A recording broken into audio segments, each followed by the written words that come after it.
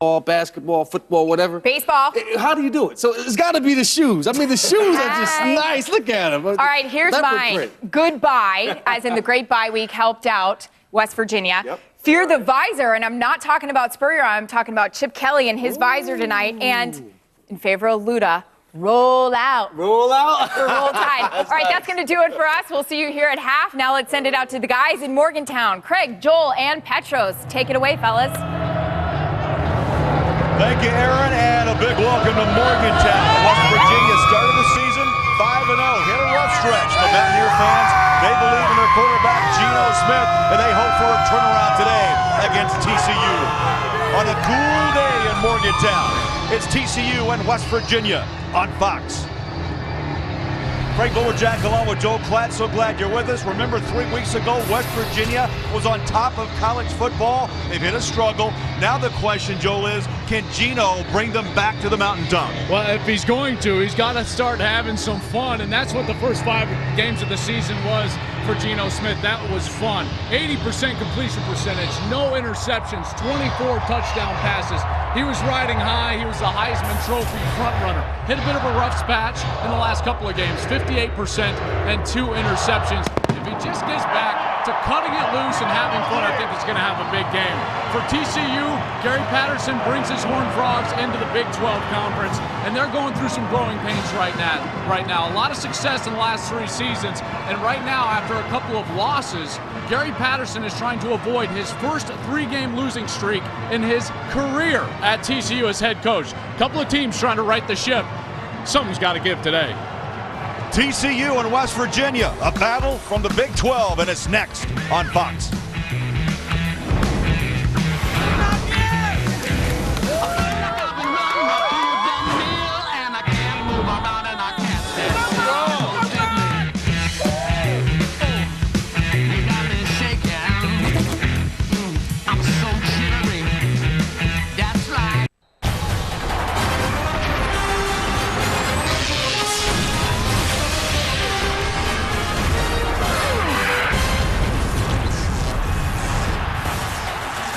Welcome to Fox College Football, presented by Reese's. Back in Morgantown, West Virginia, Milan Puskar Stadium. Petros Papadakis, our sideline insider, and Pete, many questions this week concerning the health of TCU quarterback Trevon Boykin. That's right, Bowler. He tweaked his knee a little bit against Oklahoma State, and incidentally, that was his worst performance of the year. This guy is doing great on-the-job training, filling the shoes of Casey Paha, but he's made some mistakes. He's a dual threat. Sometimes he's way up, sometimes he's way down. Gary Patterson says he'll be great as long as he doesn't try to play the game like Joe Namath. I like the analogy. Gary Patterson, there he is, 12th year in Fort Worth. TCU's all-time winningest coach, and his counterpart today is Dana Holgorsen, Big East and Orange Bowl champs a year ago. And Joel, as we talked about, both these schools making the jump this year to the Big 12. It's been a bumpy road for both of them. Both Dana and Gary Patterson trying to right the ship here today. West Virginia won the toss. They chose to receive, and that kick bounds into the end zone. So here comes Geno Smith and company, and let's check today's impact players. Sean Alston is going to play today at the running back position. He hasn't played in quite some time, had a deep thigh bruise, but he should be back in there and should give their running game quite a big boost. Carl Joseph, one of their defenders, a true freshman, second leading tackler on the team, savvy young player in the back end. For TCU, Josh Boyce, career leader in touchdown catches, a Biletnikoff Award watch list guy. He's the most dangerous on the outside for TCU. So here's Geno as they start on the 25-yard line. West Virginia and TCU here on Fox. Geno Smith over the middle he goes and just having fun, and he finds his wide receiver, Tavon Austin. That's his 75th reception of the season. He's a senior out of Baltimore.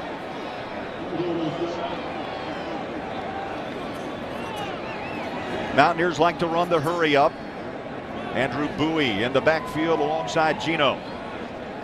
4 wide receivers set. They pick up 9. Second down short on a play action. Quick throw and a drop. Right on the hands of Jordan Thompson, the freshman from Katy, Texas. That was a free play, Joel, and they couldn't convert. 3rd down and 1. Now a big conversion down. Got to move the sticks. Shotgun, Geno Smith flares it out to the flat. On the hands of Bowie. And good pursuit by TCU. They stretch the field, looks to be short. Derek Kindred, the strong safety. And let's see where the mark is. Yeah, they're going to move the chains.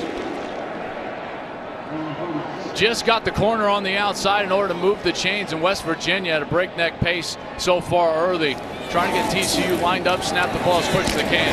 Smith trying to hit a hot slant. That ball ricochets off of the hands of McCartney. And again, Kindred in on that play, number 26, along with Olabode. So it's hurry up for West Virginia. A little shovel. Austin, can he turn the corner? And again, TCU trying to string it out. And they do, down to the 34-yard line. Verrett, the corner. Going to be real tough for West Virginia to just get the edge with those little jet sweep type plays because of the disciplined nature with which TCU plays defense. Always in the right spot.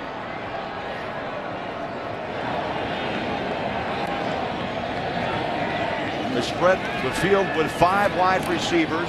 Underneath again is Austin.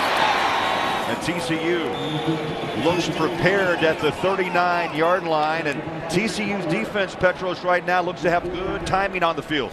Yeah, they're tackling well, and that's been the key to playing against West Virginia, guys. You have to be a sure tackler. You can't let Tavon Austin break a tackle and take off down the middle of the field. Joel, to me right now, TCU looks more like Kansas State than they do Baylor. Yeah, very efficient on defense. They just line up in the same spot, go tackle the ball carrier once that ball is completed in front of them.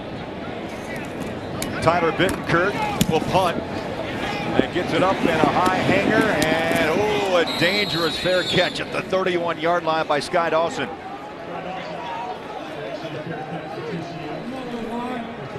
Impact players, Joel, for TCU. Yeah, Josh Boyce, talking about earlier, the wide receiver. He's the career leader in touchdown catches, Bolitnikov Award watch list player, the most dangerous guy on the outside. And then Stanley Mapunga. He's been injured. He's a terrific defensive end. He's going to be in there on passing situations, and I think he's going to create a lot of problems for West Virginia today because they don't protect the passer all that well. That's why you saw a lot of those short-type passes getting the ball out of Geno Smith's hand early on that first series. We'll see how Trevon Boykin responds after being banged up last week against Oklahoma State. He is a runner by trade, and he falls forward for about a 2-yard gain to the 34-yard line. And there's Mr. Boykin, quarterback in high school, a terrific runner, nearly 1,800 yards his senior year. I like what Petros talked about earlier. All the coaches say, look, don't try to win it with your arm. Don't be Joe Namath. Just go out and run the football. They just want him to manage the game, and that's when he's been at his best for Gary Patterson and this TCU team, is when he just takes what's there. If it's there to run it, go ahead and run it. If you've got the completion, go ahead and sling it out there accurately. Wants to throw. Now he can tuck and run. Very dangerous. Nice cut. And another. And he is tripped up at the 40-yard line, a couple yards shy of the first down by Pat Miller. So we see early if Boykin's left knee will hold up, and made a nice cut. Looks to have a nice smooth gait. I don't see any ill effects from that knee injury from last week against Oklahoma State. A couple of cuts on both legs. Gets himself into a manageable third down situation. That's the type of run right there that Patterson was talking about. Get our team in a position where we can convert. He's done that. Now he needs to make a play on 3rd and 2. They bring in the double tight set with Fuller and Gilbert. Matthew Tucker in the backfield. Into the heart of West Virginia. And I think the crowd and the team points the other way as they hold. They'll bring up 4th and about 1.5. George Wright, number 99, leading the cheers here in Morgantown. How about this crowd on their feet for the West Virginia defense, the much maligned West Virginia defense. Haven't had a lot of success during the course of this season, and to get off the field, their crowd acknowledging the effort that the Mountaineer defense gives on the first series. That was good to see right there. And Ethan Perry, the top punter in the Big 12, number 6 in the nation at 47 per kick, lets it fly, and Austin is knocked down after the fair catch at the 19-yard line. No first downs in Morgantown. Scoreless on Fox.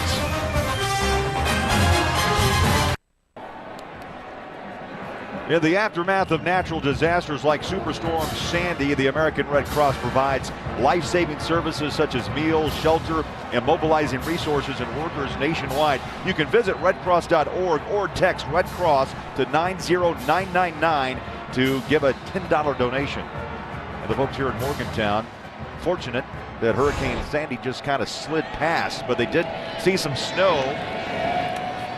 But our thoughts are with those in the Northeast as the ground game gets started with Dustin Garrison on this second series. And Joel, will see if they do the hurry up. West Virginia, of course, started 5-0. 2 straight losses have followed. And they have to wonder if this bye week helped fix the problem. With the Geno Smith offense, he throws near side, simple pitch and catch. It's on the hands of McCartney. It moved the chains. First down for West Virginia, 35-yard line. TCU is going to be just fine letting West Virginia catch the ball in front of them all day long and then try to rally up for the tackle. Looks like base defense on every single snap so far of the game, Craig. Garrison went airborne, and Kuntz was there, along with a host of defensive front Horned Frogs for TCU. They are very tough against the run. Average, they allow less than 99 yards a ball game. On second down and 10, no gain. Smith. That ball may have been deflected. It was out of the backfield to Garrison, the running back, number 29. Incomplete. Third down and 10. And bringing pressure was David Johnson, number 53. Devontae Fields was also a guy that was pressuring that pocket, putting some outside pressure onto Geno Smith, number 95, the true freshman. A heck of a player. Leads the Big 12 in tackles for loss and sacks. Third down and 10. Geno Smith sets and fires underneath. And TCU is happy to give him the short stuff, buoy the catch, but well short of the first down. So for the second straight time, West Virginia will punt. And this is a page straight out of what Kansas State did to West Virginia, and that was play really soft coverage, base defense, 2 safeties deep in the field. Gary Patterson saw that film, and he said, that's exactly how I'm going to attack this offense, and they've had a lot of success early in the first 2 series. Tyler Bittencourt's first punt, 29 yards. He'll be at his own 25. Low snap. This time gets it away, end over end. And takes a big bounce at the 25 and rolls to the 22-yard line. That's where TCU will go back to work. Scoreless here in Morgantown. Defensively, I tell you, TCU bringing the hammer on West Virginia early.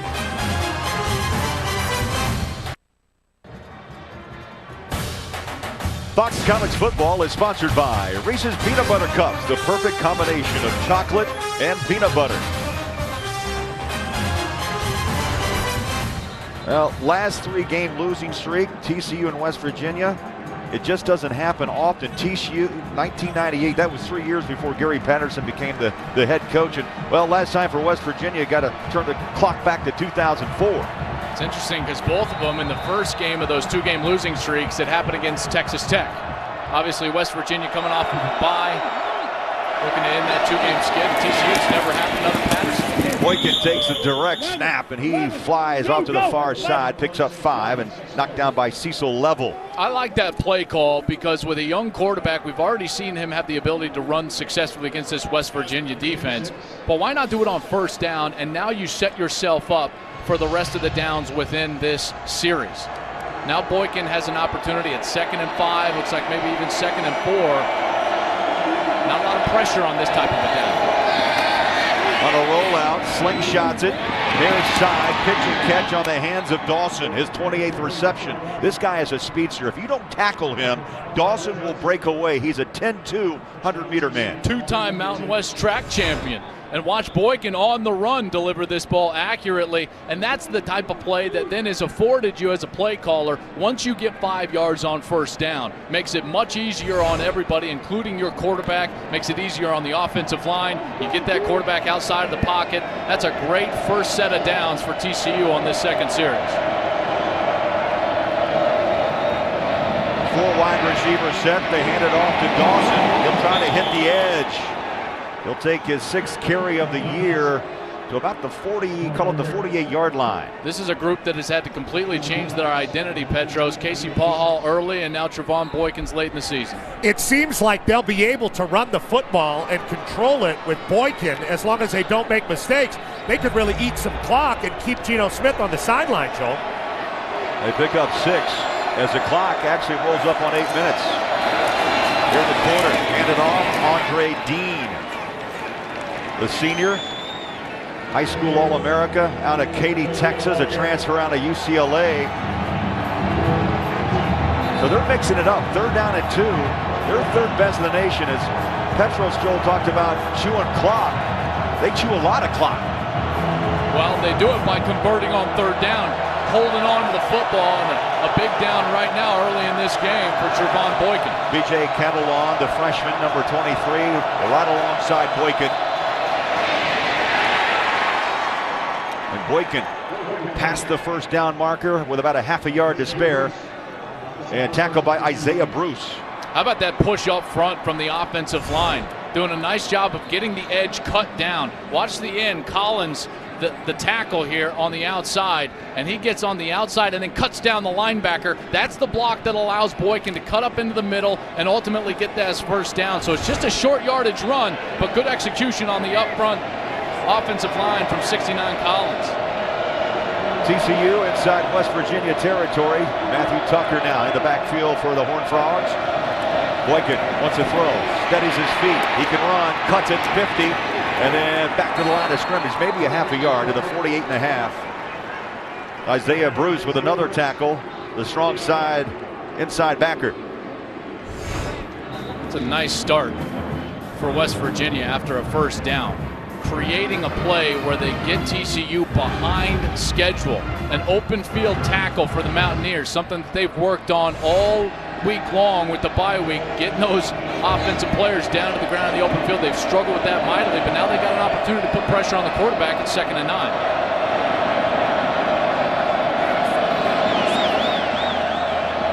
For the play clock, it's down to 2, just got the snap away. They go option, they ride Tucker into the line, lost a hat. So that means out for a play. Josh Francis stepped up and made the tackle, lost his hat, so he does have to come out for a play, and it'll be a big down, a 3rd and long situation. This was all set up by the quality tackle on 1st down, and now young redshirt freshman on the road on 3rd down. Crowd has come alive here in Morgantown. Under 6 minutes of play, fast-moving 1st quarter.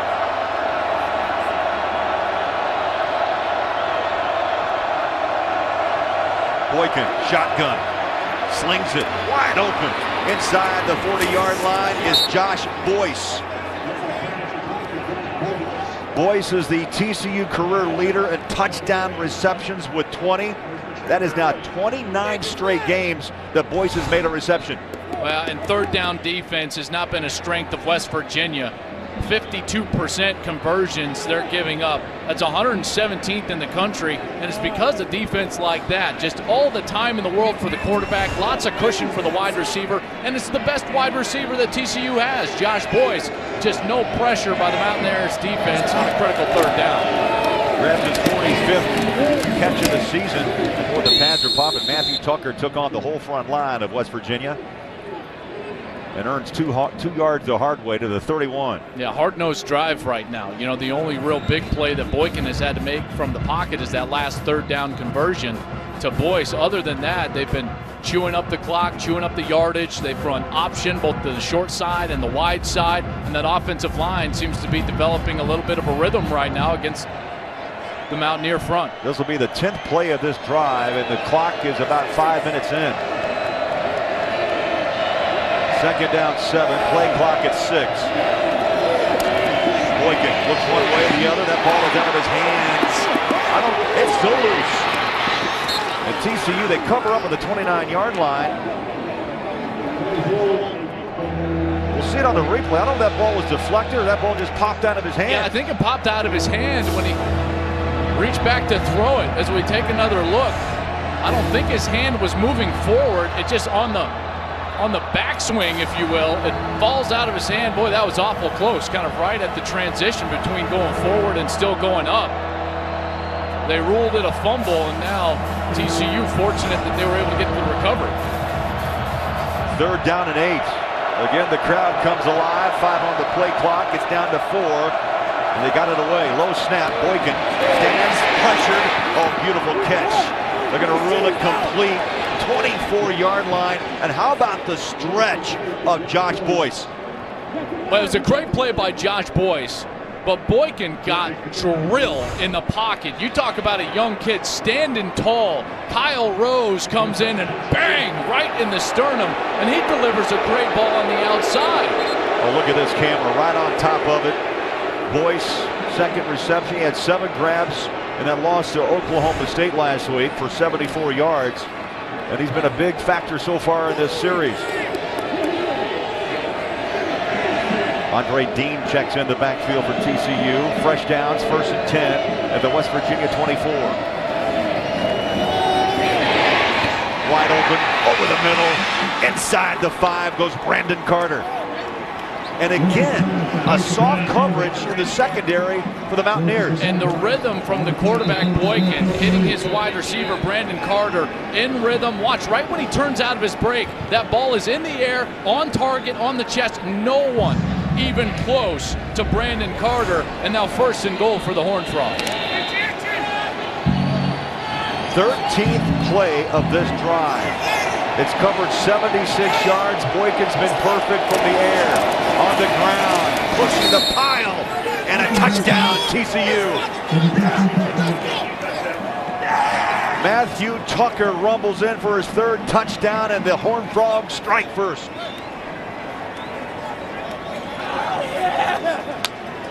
What a methodical drive there, set up by a couple of just beautiful passes thrown by the redshirt freshman Trevon Boykin.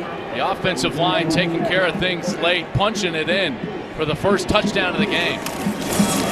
BAT chip shot for Overchrome, the freshman from Arlington. And TCU, impressive drive. It was fueled by this great grab by Boyce. And then Tucker took it in behind his big front line. And the Horned Frogs up 7 on Fox.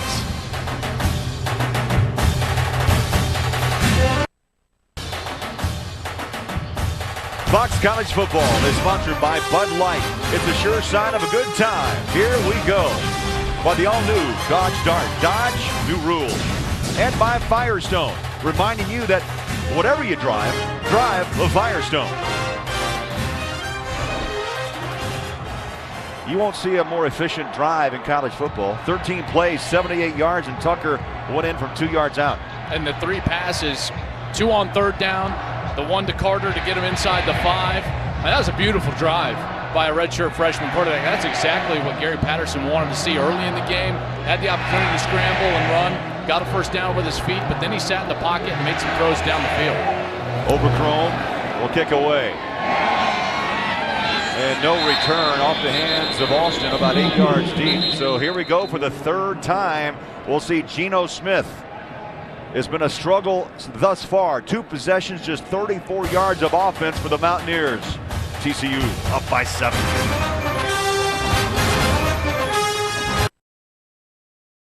Our game here at Morgantown, our Fox College Saturday doubleheader continues. How about Pac-12 Showdown? I love this one. 4th-ranked Oregon looking to keep their national title hopes alive. They will rumble with 17th-ranked USC. Coverage of Fox College Football presented by Reese's. That begins next here on Fox after our game between TCU and West Virginia.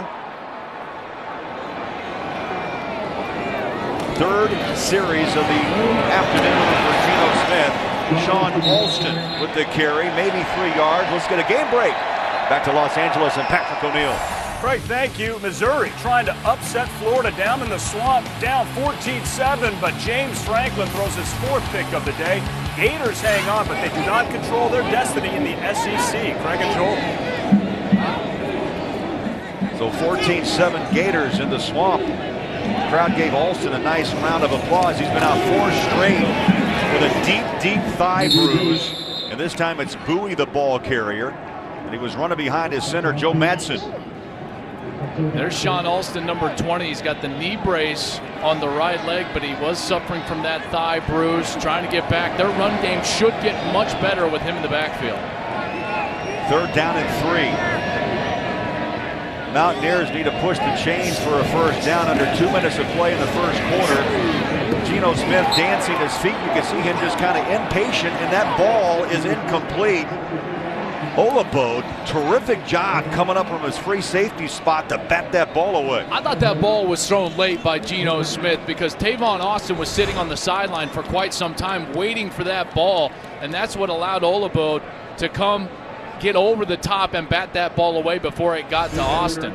So Geno's got to find his rhythm right now on offense. This Mountaineer offense doesn't look anything near what they were when we were here a few weeks ago when they played Baylor. Bittencourt, 3rd punt here in this quarter. Takes a bounce inside the 30. And West Virginia covers up. Now they're pointing that someone or a TCU player touched that ball on a bounce. The officials say no, and the ball is going to be placed down to the 25-yard line.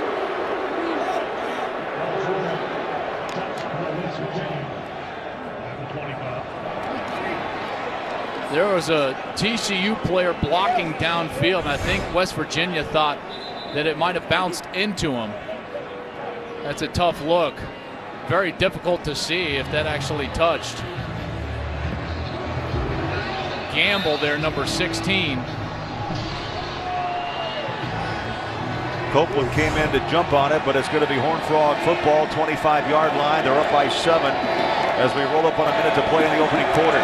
So far, so good for Boykin. He wants to throw, looks one way and the other. Great protection and slings that ball out of bounds. Good coverage downfield, force that throw out of bounds. As we look at Big 12 standings, Kansas State, can anyone beat the Wildcats? I'm not sure. I mean, they're just so good. They got the 2-game lead, which is essentially a 3-game lead without the championship game after beating Oklahoma in Norman earlier this year. Oklahoma did take care of business today, beat Iowa State up in Ames, but Kansas State just looks so good. They're so sound. Yeah, the West Virginia coaches, you should have heard them raving about the Wildcats, having played them 2 weeks ago. Probably one of the most fundamentally sound football programs in the country. TCU on the run. West Virginia seems like defensively, Joel, a little bit more of a more confident pack.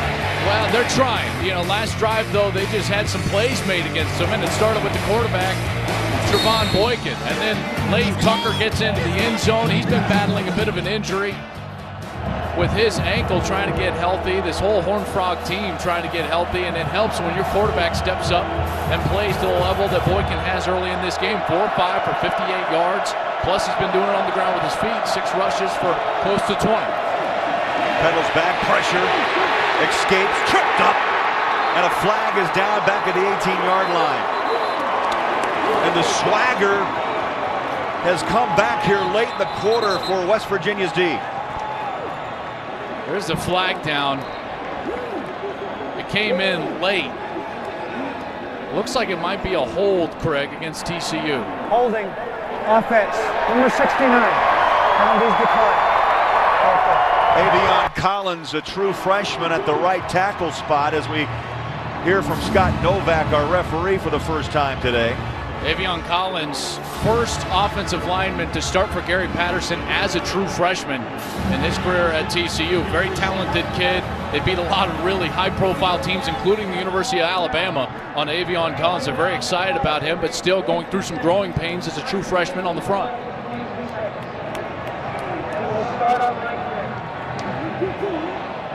So they reset the game clock from 15 to 22.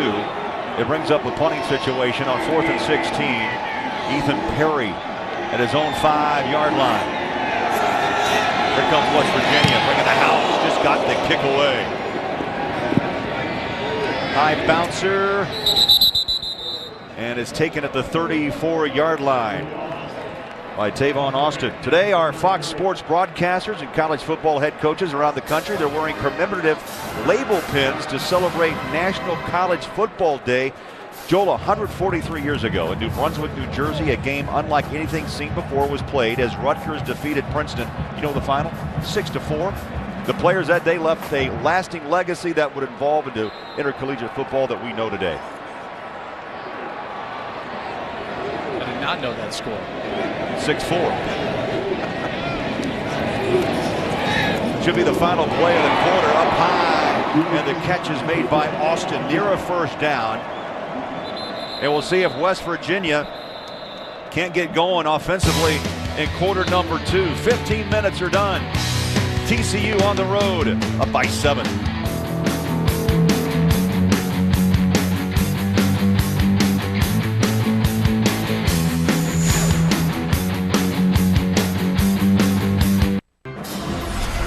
Welcome to Fox College Football, presented by Reese's.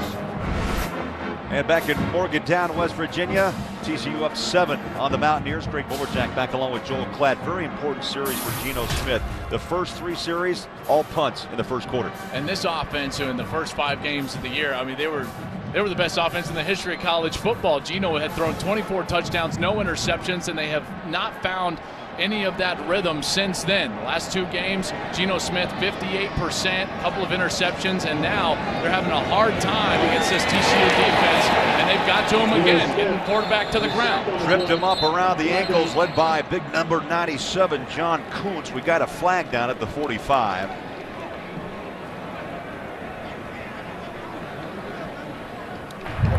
Holding on the defense, number 17. 10-yard penalty, first down. So in the secondary, it's Sam Carter, strong safety, number 17. And that's going to move West Virginia inside TCU territory, Joel, 47-yard line. Penalties have been a problem for TCU this year, and this is such a young team. There's only one senior in the 2 deep on the defense. On the rollout, Geno Smith hooks up Andrew Bowie out of the backfield, and they'll knock him down at the 44-yard line. Petros, this TCU D, very young. They're young, but they're not unsound. And I'll say this, their offense is playing defense for them. TCU held the ball most of the first quarter. Joe, how does Geno Smith get a swagger back from the sideline? Yeah, it's really tough, especially because of how cold it is. Petros, I know you know standing down there, it's difficult, right? I mean, it's cold, and when TCU goes on a long drive, you got to get yourself active, ride the bike, throw the football back there, but that's a very difficult proposition for a quarterback. Now Geno looking now at 3rd down and 5. 1 of 4 today on 3rd down conversions. They load the top of your screen with 3 wide receivers. 3-step drop. Geno Smith flushed. He's going to have to tuck and run. Sidesteps a tackler and a first down. Geno Smith unable to throw the ball, so he uses his legs, and the Mountaineers move the chains. And Kevin White, the corner, number 25, he had him dead to rights in front of the chains, and Geno Smith made a great athletic move, got away from him, and got the conversion. Fresh downs for the Mountaineers. They throw down in the backfield, pitch and catch on the hands of Bowie. He lowers his pads after about a pickup of 8 yards. Watch this move, and Geno Smith, not much of a runner, but on the outside, this is Kevin White in front of him, and he gives him the juke, then the spin, the half spin, gets to the side, and gets the conversion. Alston. Another first down. Alston a little slow getting up, as we mentioned. He had the thigh injury. He's got the knee brace on, and he's looks like maybe he's limping a little bit right now. But gutting it out. The senior from Hampton, Virginia, trying to help his club move the football. 1st and 10, 22-yard line. Smith stands, throws up top. Touchdown, J.D. Woods.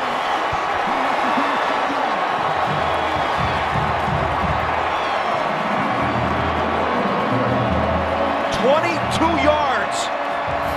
And J.D. Woods wrestled that football away, or that was an interception. Olabo had good coverage on Woods. And J.D. Woods with a touchdown, his 3rd of the season. And the PAT by Bittenkurt. He's now 40 of 41, and we're tied in Morgantown.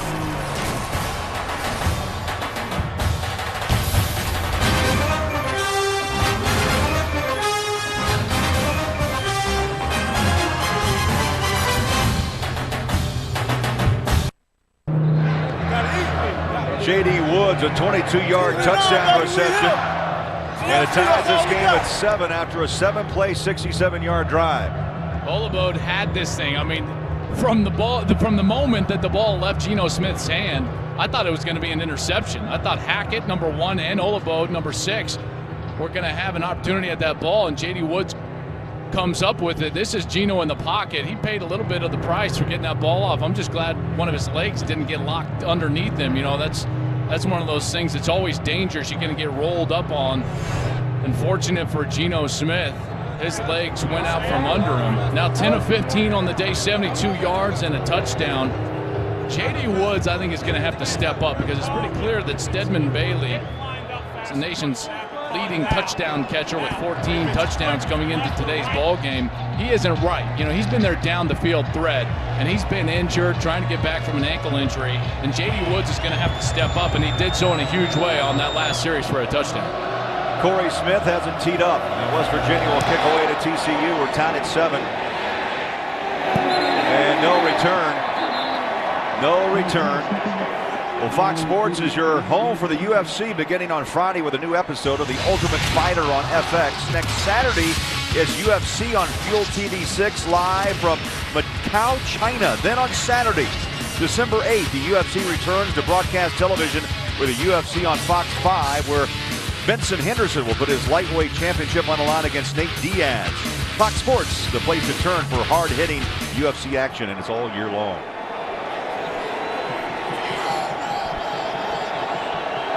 7-7 our score. Just under 13 and a half minutes of play in the half. Nice run by Andre Dean. Down at the 31-yard line. That ball popped out, Craig, but they ruled him down. I think it was absolutely the correct call. Looked like he actually hit and slid before the ball popped out. And how about TCU now working with a little tempo? Yeah, they waste no time. Dean hits a pile, maybe a yard.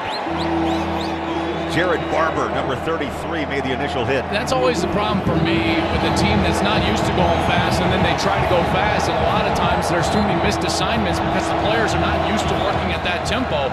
So all of a sudden a great first down play gets negated with no gain on second down, and you're stuck in a crucial situation at 3rd and 3. 2 of 5 on third down conversions for TCU. They need 3 yards to move the chains. And now timeout call. You make a great point. If you're not used to the hurry up and you try to throw it in, it can get you off center a bit. 7-7 our score in Morgantown.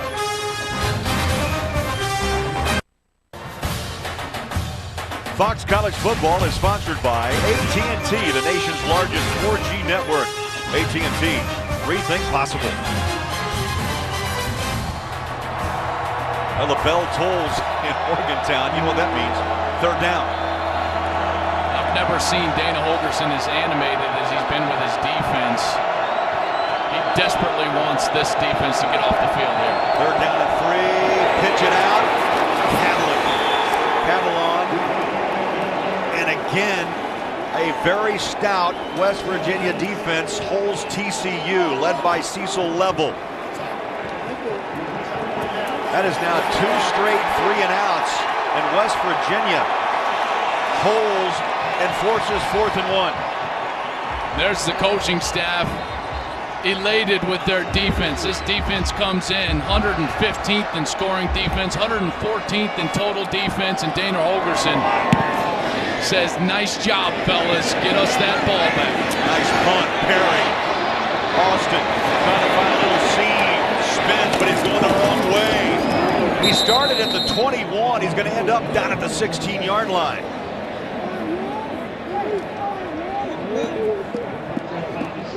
Well, West Virginia's defense, confidence has slowly returned. 7-7 our score in Morgantown.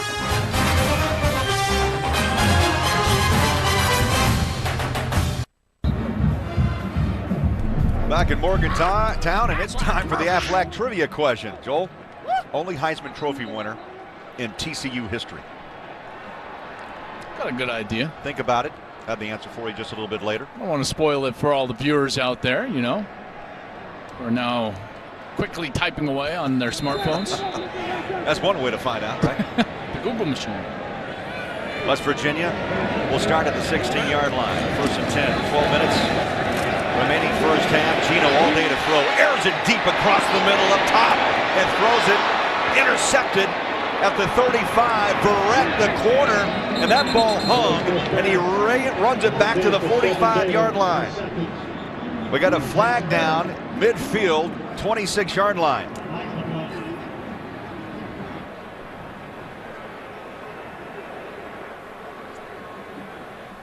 After the interception, personal foul, unnecessary roughness on West Virginia, number 77. 15-yard penalty will be added to the dead ball spot. First down. Josh Jenkins, the left guard, on a personal foul, and Geno Smith just threw his third pick of the season. And this was a bad interception. This is the route. It's going to be a post route, and it's double covered from the top of the screen. A big play action fake in the backfield, and nobody bites. The TCU defense doing a great job of staying with the route. It gets passed off to the safety, and an easy interception for TCU. That was an ill-advised throw for Geno Smith. He cannot throw that ball in that situation.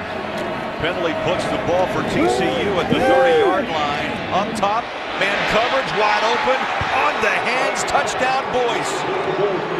Oh, does TCU make West Virginia pay after the interception? Boykin to Boyce, and they're up 13-7.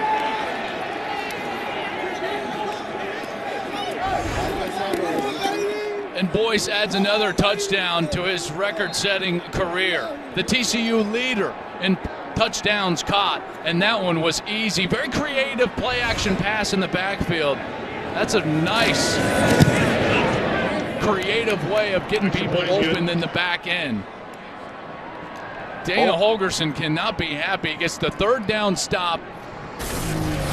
His quarterback turns the ball over and then watches his defense get a touchdown thrown on it on the very next snap.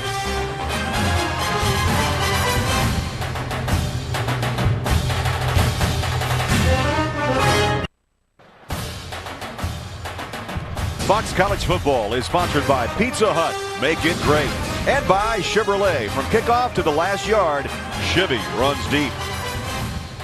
Beautiful view of Morgantown, West Virginia. Yeah, there's some snow in the hills. That was courtesy of Hurricane Sandy. A lot of rain in the area as well, but nothing like it was up north. Trevon Boykin and TCU really taking advantage of a bad mistake by Geno Smith and Petros. Dana Holgorsen was livid with his quarterback coming off the field. He didn't like the throw. He didn't like how it hung up there, Joel, and he really didn't like the fact that Geno Smith didn't chase the ball and didn't jog off the field. Very animated is Dana Holgorsen. Now, he usually is, but he's been animated with both sides of the ball with West Virginia today, especially on defense. I think he feels the pressure of this losing streak for the Mountaineers. They didn't expect this. Well, and he should be livid. A lack of effort should always be criticized by a coach. That's the only way you keep your credibility. Overgrown the kick, taken by Austin, hits the edge, breaks a tackle, 25-30. High steps, stops and goes, and he's out of bounds at the 31-yard line. Little nifty move on that far side. He is special as a return man. He got them started offensively, or at least on the scoreboard against Kansas State. They were getting beat badly in the first half, and he took a kick back 100 yards against the Wildcats. How about this move? I mean, just to stop on a dime like that, he actually stepped out of bounds. But that's just incredible athleticism. He's their weapon right now because Stedman Bailey is just not right. Number 3, their wide receiver, is the nation's leading touchdown catcher with 14 touchdowns. He's just not right. They got to get the ball to Tavon Austin in space. This drive will start at the 34-yard line. They load up the backfield. Let's see what type of approach Geno Smith goes. This time on the ground, Alston, as we mentioned, banged up. He'll pick up 2 past the 35-yard line. I tell you, my respect for Sean Alston is going through the roof because you can tell he is hurting right now with that thigh bruise, limping in motion right now, and yet still out there. Smith throws underneath and a first down. That ball comes out. They're going to rule it now incomplete. So J.D. Woods, who had that touchdown catch, takes a hit from Kevin White and loses it. Incomplete. Petros, there's just no rhythm right now. They tried a little curl route, but TCU is always there. They're just fundamentally sound in the right spot. Joel, how did they get the ball downfield? Their longest play from scrimmage was 13 yards against Kansas State. How does West Virginia get it downfield like they've been doing? I don't know if they can. They tried on that last series. It backfired tremendously with that interception. They got to keep it underneath to a guy like Baylor or Tavon Austin. Underneath they go. First down. Copeland, the freshman, his 5th reception of the season. Now, Stedman Bailey is such a dynamic player. He's out with an ankle or unable to go at this moment. I haven't even seen him on the field. Copeland, nice catch in the chains at the 49-yard line of TCU. Geno Smith, good protection, throws in traffic. Dangerous toss, but it's complete at the 44-yard line. Bailey is the top wide receiver. He's at the top of the screen, and we just haven't had an opportunity to say his name at all whatsoever. Top of your screen, there he is, and he's got 14 touchdown passes this season, and people are just taking him away at this point.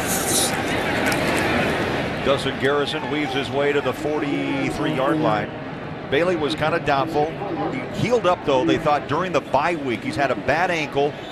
Came in with 59 receptions, 800 yards, and the nation's leader, as you mentioned, with 14 touchdown receptions.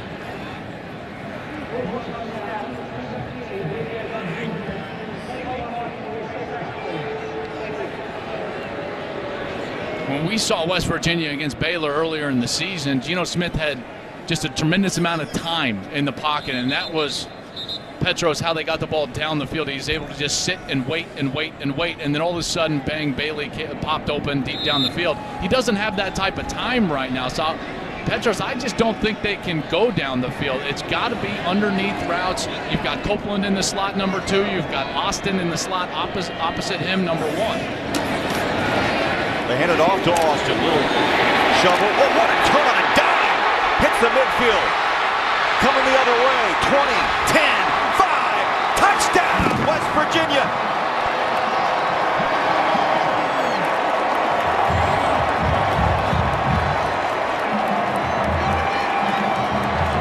Joel Klatt, I think Houdini lives.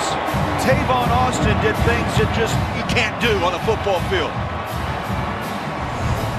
That move in the middle of the run, this is going to go down as actually a pass and a completion and a run after the catch, but that move to go back across the field was just sensational.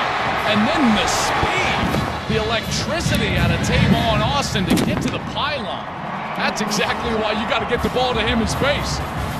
Bittenkurt with the PAT. We are tied at 14.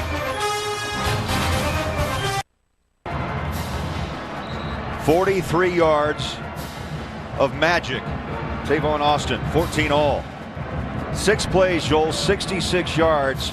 43-yard touchdown catch. That's the ruling. And West Virginia, after those 3 straight punts to start this game, they've come back with 2 straight drives with touchdowns. Can't get over that run. Oh, I guess it was a run after the catch. I mean, it felt like a handoff, right? You know, it with did. that jet sweep, but I mean, my goodness. Tell Tavon Austin is fresh after that bye week. kick is away, short, taken at the 2-yard line. Dawson. He's tripped up at the 22.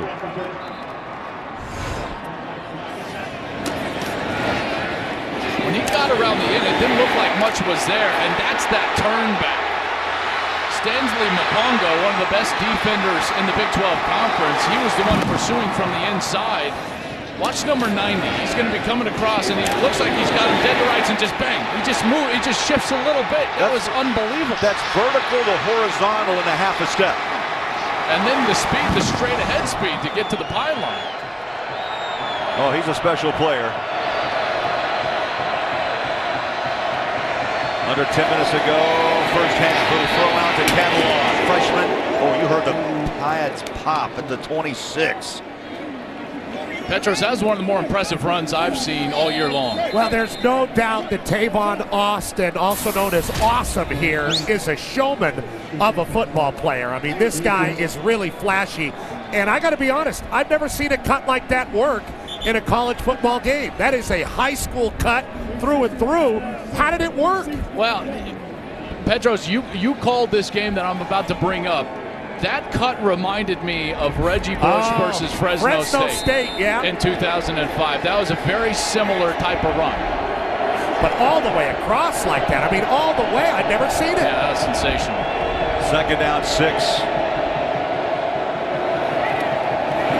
Boykin, far side, pitch and catch, little nifty move. Boyce having a nice first half.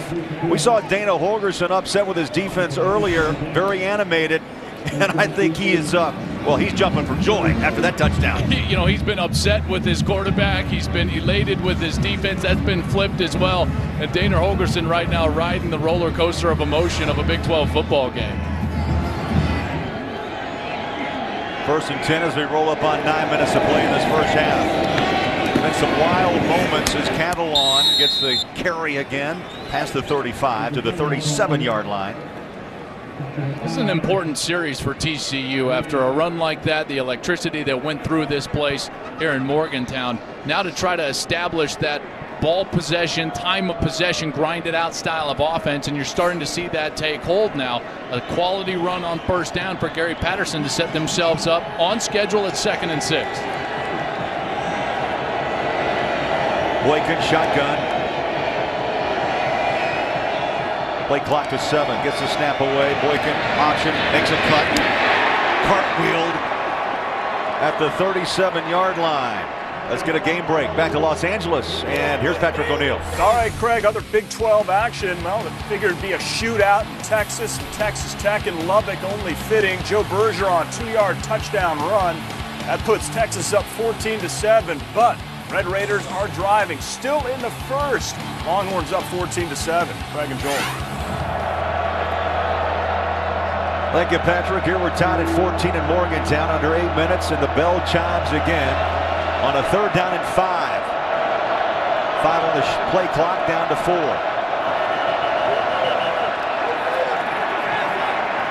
Got a flag. False start. Under 56. 5-yard penalty. 3rd down. Oh, a false start. That was Joey Hunt, the backup center, true freshman from El Campo, Texas. Moves to offense from defensive tackle earlier this season. Now he's in the ball game. I mean, this is the youth that TCU is dealing with. He's a backup center having to play out at the guard position with James Fry solidifying that center position, who is the only senior up there. TCU pitching 50% on 3rd down conversions, 3 of 6. Boykin in the pocket, pressured, lets that ball fly. It was maybe deflected the line of scrimmage, but it floated. Incomplete. And now the pressure, West Virginia, you can tell, playing with much more confidence on the defensive side. It's a high-risk, high-reward style of defense where they're going to pressure quite a bit, and Boykin had the brunt of that on a 3rd and long. Azima is the one that got in there to hit him. He's trying to find Boyce down the field, was unable to do so. And then they got a punt away. Punt, fair catch. Now we're going to see flags. You clearly saw the arm up, waving for the fair catch. And then the contact was made. That was Gamble, and he gambled.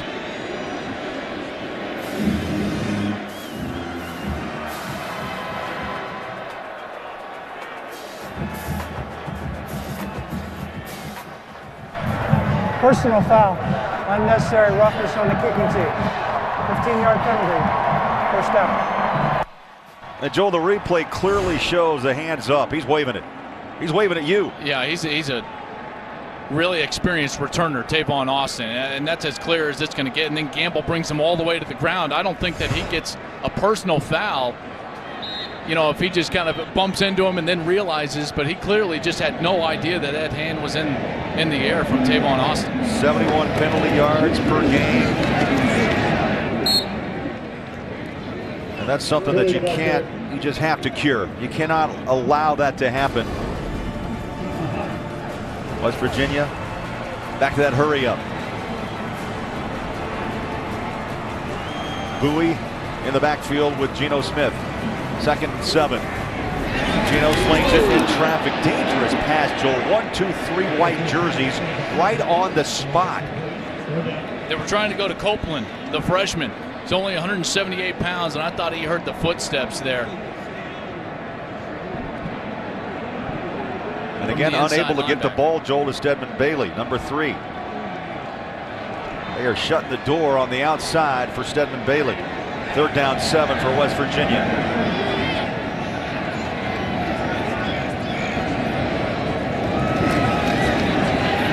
Geno Smith looking his way, throws up top, and that ball through the hands of Copeland.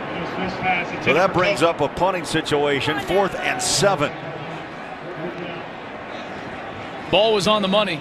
Copeland's got to make that catch. That's 2 straight snaps that Copeland had a ball thrown his direction from Geno Smith.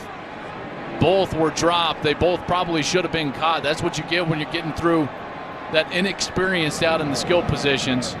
Guy like Copeland, just a freshman out there for some of his first snaps of his college football career. Bittenkurt will punt again, had his career high against Kansas State of 49 yards. This one floats up high. Ball is out! West Virginia covers up at the 9-yard line.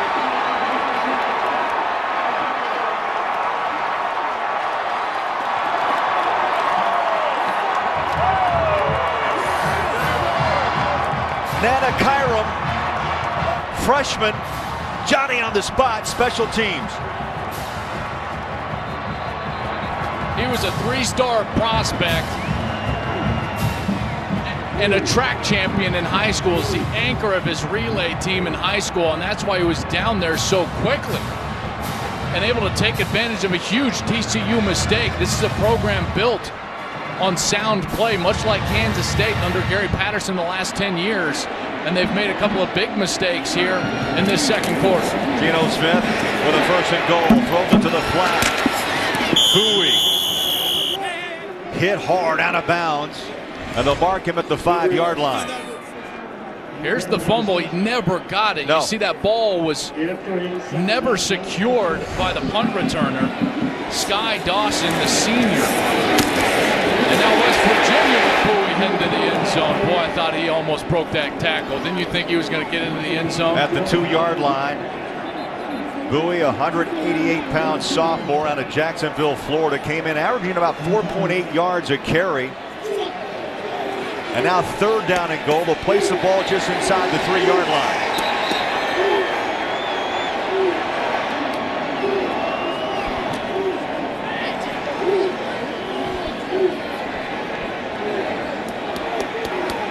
Clock runs, under 6 to play. First half, 8 on the play clock. It rolls down to 6. Geno Smith under center. Takes the handoff, play action on the rollout.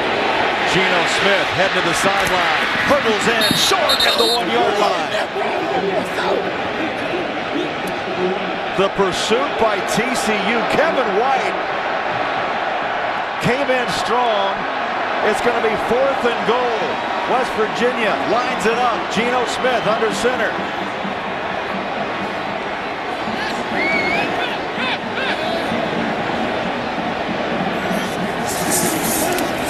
Handoff, touchdown, Alston.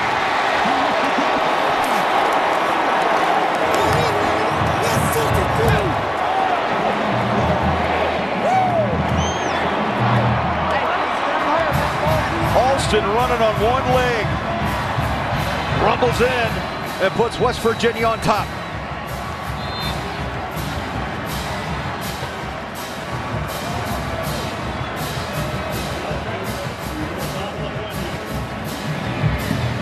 Point after good by Bittenkurt. And West Virginia struggled early. They've got a 21-14 lead, and Dana Holgerson pumps the fist. It's a 7-point lead for the Mountaineers.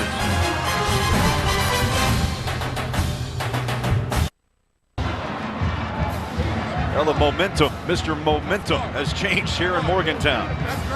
There's a 21-14 lead for the Mountaineers after the fumble punt on a 4th and goal. They run it in. And West Virginia up by 7.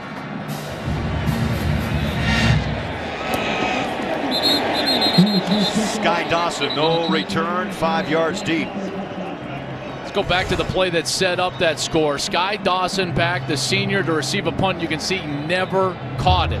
The ball was bouncing in his arms from the get-go. And then West Virginia on 4th down, the big back, Sean Alston, with the bruised thigh, gets into the end zone. Tavon Austin, Sean Alston celebrating in the end zone. Dana Holgerson, he's pumped up. That's a big swing of events there for West Virginia in a very short time.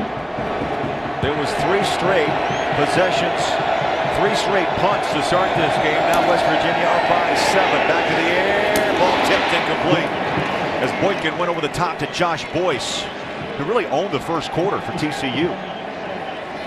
Josh Francis, he had the pressure on Boykin.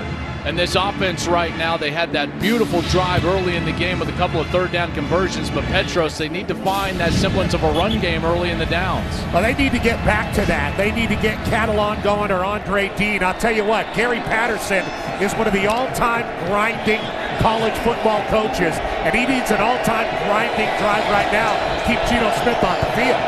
Right now, Andre Dean sets up right side of Boykin. Option, ball's out. Still out!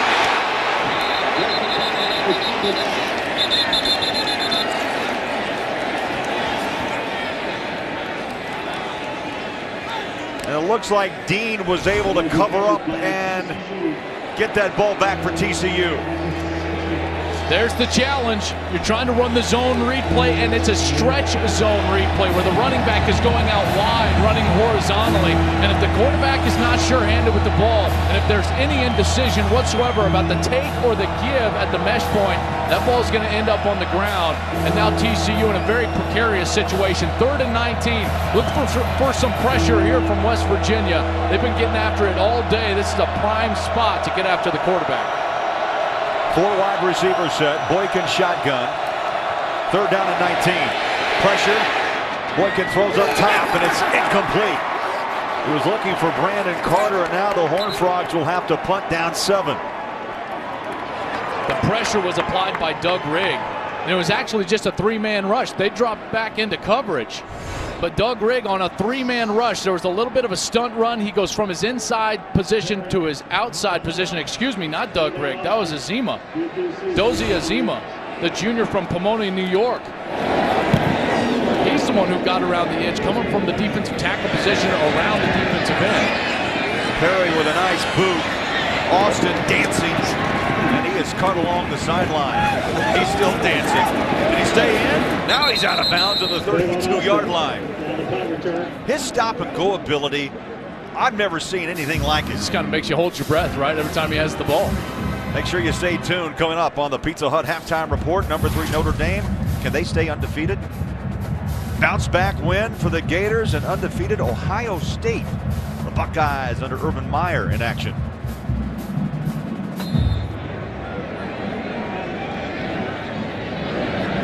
Mountaineers start this drive at the 32-yard line with Dustin Garrison in the backfield. And Geno Smith. Little play action. Oh, Geno looked up, and guess what? He saw David Johnson, number 53, right in his grill. This is just an energy sack. Blows through the block, the left guard, and just kept going and kept going and kept going. Last year, a freshman All-American, 2011, and now the sophomore David Johnson wreaking havoc on West Virginia.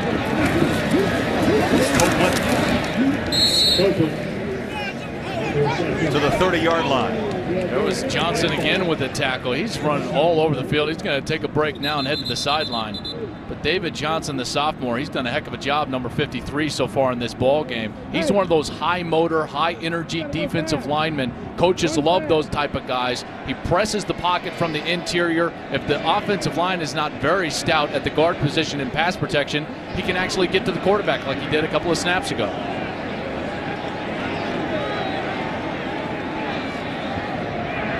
Play clock to 6. And Empty backfield, Geno Smith shotgun. Pressure from the edge. Steps and fires. He drags it underneath. The ball in the hands of Austin. And how about that? Smart. Clock stops. He gets the first down.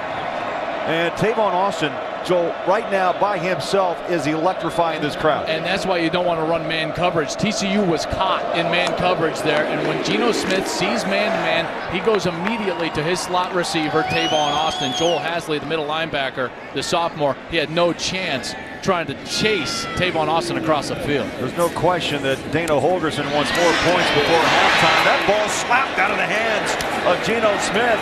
He's up with it, breaks the tackle, and then is brought down at the 42-yard line. Right back to the line of scrimmage.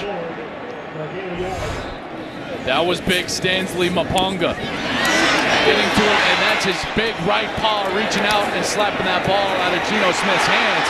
Geno Smith, give him a lot of credit for getting that ball and back up to the original line of scrimmage, though. Quick throw, far side, Copeland. And powers his way near the first down. They're going to mark him out just about a yard shy. A host of white jerseys from the secondary. You talked about Mapunga. We were told he's going to play in situational plays, but he's been out with foot problems. Harrison. Looks like he's short there. Short by a yard. Yeah, they're going to keep him short by a yard, and at a minute 18, Dana Holgorsen's got a huge decision to make. He's going to go for it.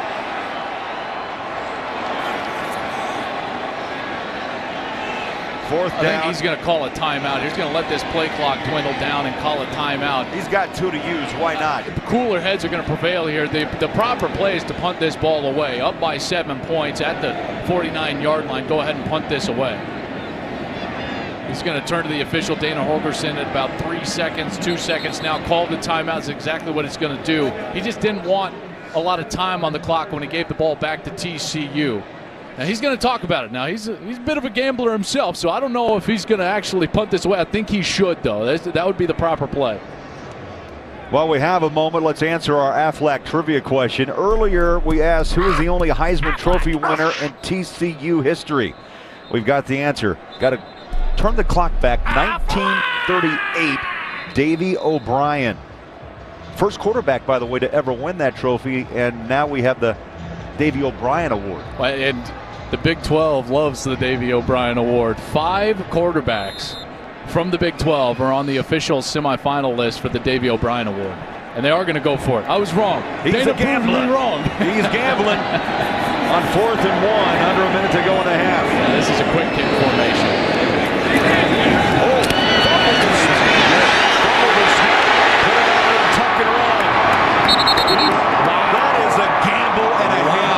Especially when your quarterback fumbles that snap, and for a moment you had to hold your breath. He wasn't going for it. Derek Kindred, the true freshman, number 26, he was the one that was running in on Geno Smith and missed the tackle. He was going to quick kick it. And once that play was broken, that's when he took off. He wasn't going for this. Here it is again. Watch Derek Kindred, the true freshman, miss the tackle. He was blitzing, and Geno Smith was going to kick the ball. Kindred was going to block it if he would have kicked it, so he tucked it and actually got the first down. What a break for West Virginia. Second down and 7. Bowie in motion. Smith comes back, throws Tavon Austin. TCU's got to do something about this matchup. They've got Joel Hasley, number 36, matched up on Tavon Austin right now, and that's a matchup that they will not be successful in, and they've done that. They've switched him over to Hasley now on the Copeland side, top of the street. Fresh downs, 1st and 2. Smith hit from behind. That ball is knocked away inside the 20-yard line. Mapunga, again, second time on this series he's been in the backfield. Petros, 15 seconds. You guys start thinking about going towards the sidelines or towards the end zone. Yeah, just try to get a field goal at least. You know, I'm surprised, Joel. Geno Smith not known for his running ability, but he's been pretty elusive and tough in this game. Well, this time it's on the ground and tripped up is Bowie. I don't know if they're trying to set up for a field goal try on the near hash.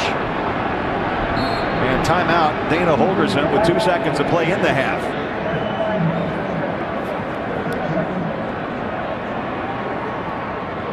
So make sure you stay tuned. Coming up It's a Pizza Hut halftime report.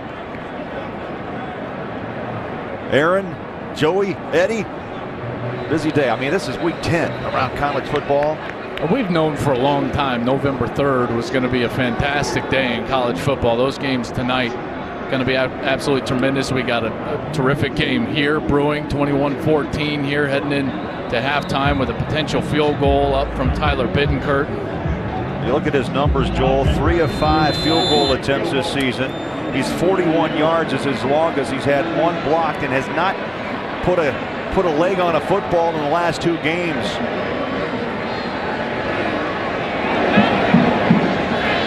They'll mark it at the 40. This will be a 50-yard attempt. Long enough.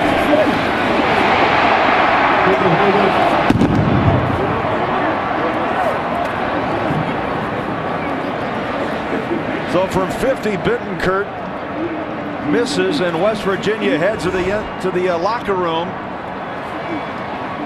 And after a slow start, the Mountaineers lead by 7.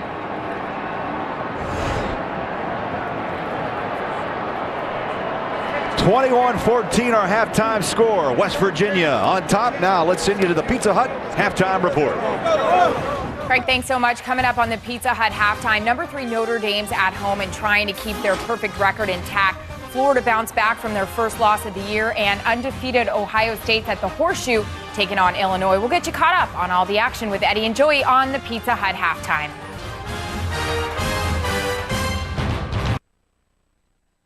Welcome to the Pizza Hut halftime. Pizza Hut, make it great. Well, Tavon Austin with a 43-yard touchdown. West Virginia is up 21-14 at the half as we welcome you in. Aaron Andrews, Eddie George, Joey Harrington. Glad to have you here with us. 21-14, as we mentioned. And leading into this game, we were also curious to see how West Virginia would deal after they had that bye week. Those 2 losses to Texas Tech, Kansas State. They needed a breather. They needed to get their confidence back. How do you think they've done? They did it. I mean, Geno Smith, threw up a prayer, and it was answered by one of his receivers, and J.D. Woods made the touchdown catch, took away a potential interception. But sometimes that's what you need to get the offense going. The ball's bouncing their way a little bit. The defense for West Virginia showing up a bit, had a couple of 3-and-outs. So the confidence is starting to come back for West Virginia. Well, yeah, the other bounce, too, was the fumbled punt by TCU, which led directly to a touchdown. But TCU stood firm at the goal line until Sean Alston came in and pounded it in on 4th down from 1 yard out. West Virginia is showing a little bit of life here, getting some good breaks and building some momentum. All right, let's check in on some scores and highlights from around the day. We'll start at Notre Dame. They're hosting Pitt. Everybody's interested to see how the Fighting Irish would do. They're back in front of their home crowd, of course, coming off that big win over Oklahoma last week. That's right. Notre Dame trying to stay perfect, but this is Ray Graham taking the handoff. Off tackle, busts into the secondary, finally gets caught after 55 yards. Notre Dame is up 3-0 at that point. And later in the drive, Pitt in the red zone, but Tino Sinceri is dropped for the sack by Capra Lewis Moore. Panthers would get a field goal and tie it up at 3. And moments ago for the Irish, 3rd and goal. Theo Riddick is absolutely stuffed here, guys. They would have to settle for the field goal. Irish up 6-3. Ole Miss at Georgia. How is Georgia dealing after they beat the Florida Gators last week in Jacksonville? Well, Aaron, they're trying to avoid the emotional letdown, and Bo Wallace finds Furbia Allen, who goes 51 yards down the sideline. That would lead to an Ole Miss field goal. Ole Miss up 3-0. Later in the first quarter, Aaron Murray gets sacked by Byron Bennett for a 6-yard loss. Ole Miss defense playing strong. Yeah, they came to play. And moments ago, Jamal Mosley from Bo Wallace, the 14-yard touchdown catch. Ole Miss up 10-6 right now. Missouri at Florida. See how the Gators are doing, brushing off last weekend's memories against Georgia. That's right. Florida having a little bit of a hangover early in the first half here, but Jeff Driscoll doing what he's done all year, and that's making plays in the fourth quarter, finds Mike Gillislee for 45 yards. They win this one 14-7. Staying in the SEC, Texas A&M at Mississippi State, Eddie. Yeah, Johnny Football, Johnny Manziel, big day.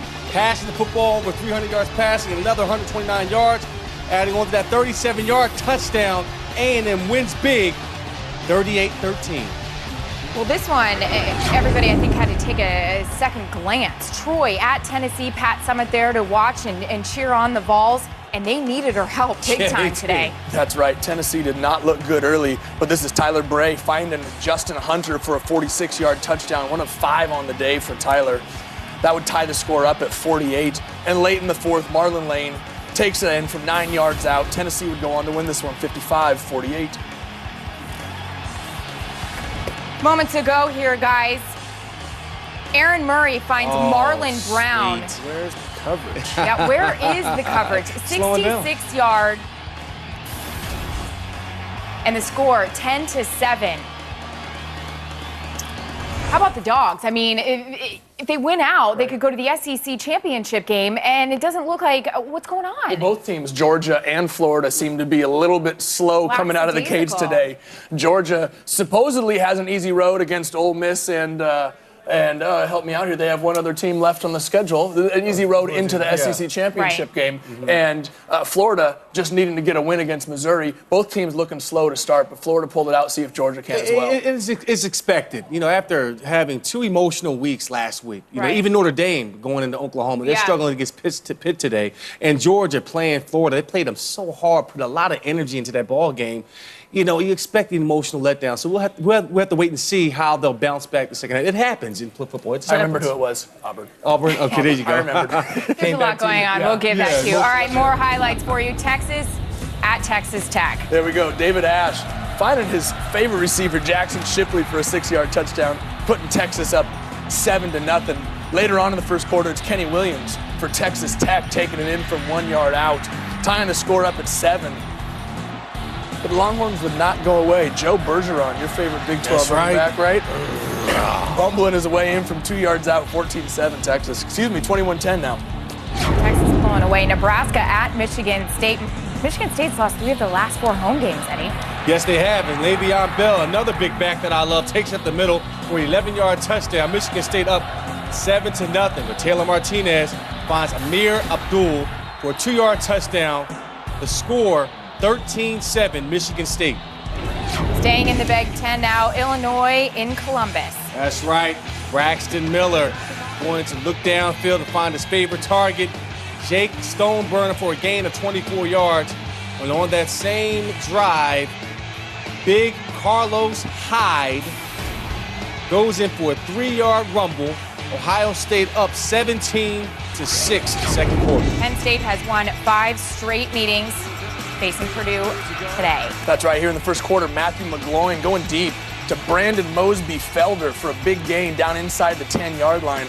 Next play, Michael Zordich takes it in from 6 yards out. Penn State will go up 10-3. All right, let's fire up the Pizza Hut Man Cave right now and check out Pizza Hut's greatest play of the day. Joey, who do you think made it great today? You know what? I am going with Troy and Tennessee. From earlier in the day, Deion Anthony runs up the middle, channels his inner Eddie George, and drops his shoulder into Daryl McNeil, running through him into the end zone. That's how those big running backs do it. Watch it again. Just get out of my way. That's how you Vols fans didn't think that was great. Eddie, how about you? Hey, I'm going to stay with the Big East. And George, when it channels in his inner Joey Harrington, just the jump ball to Travis Kelce for the 37-yard touchdown, worth another look, draws everybody in, tight end delay, jump ball, hey, middle of the field, great job. That's my play of the I half. never threw a jump pass. No, not even on basketball? No, never. A bounce pass. All right, coming up after the break, most of you will go to a news update from your local Fox affiliate. The rest of you will rejoin us as we get ready for the second half in Morgantown, next on the Pizza Hut Halftime.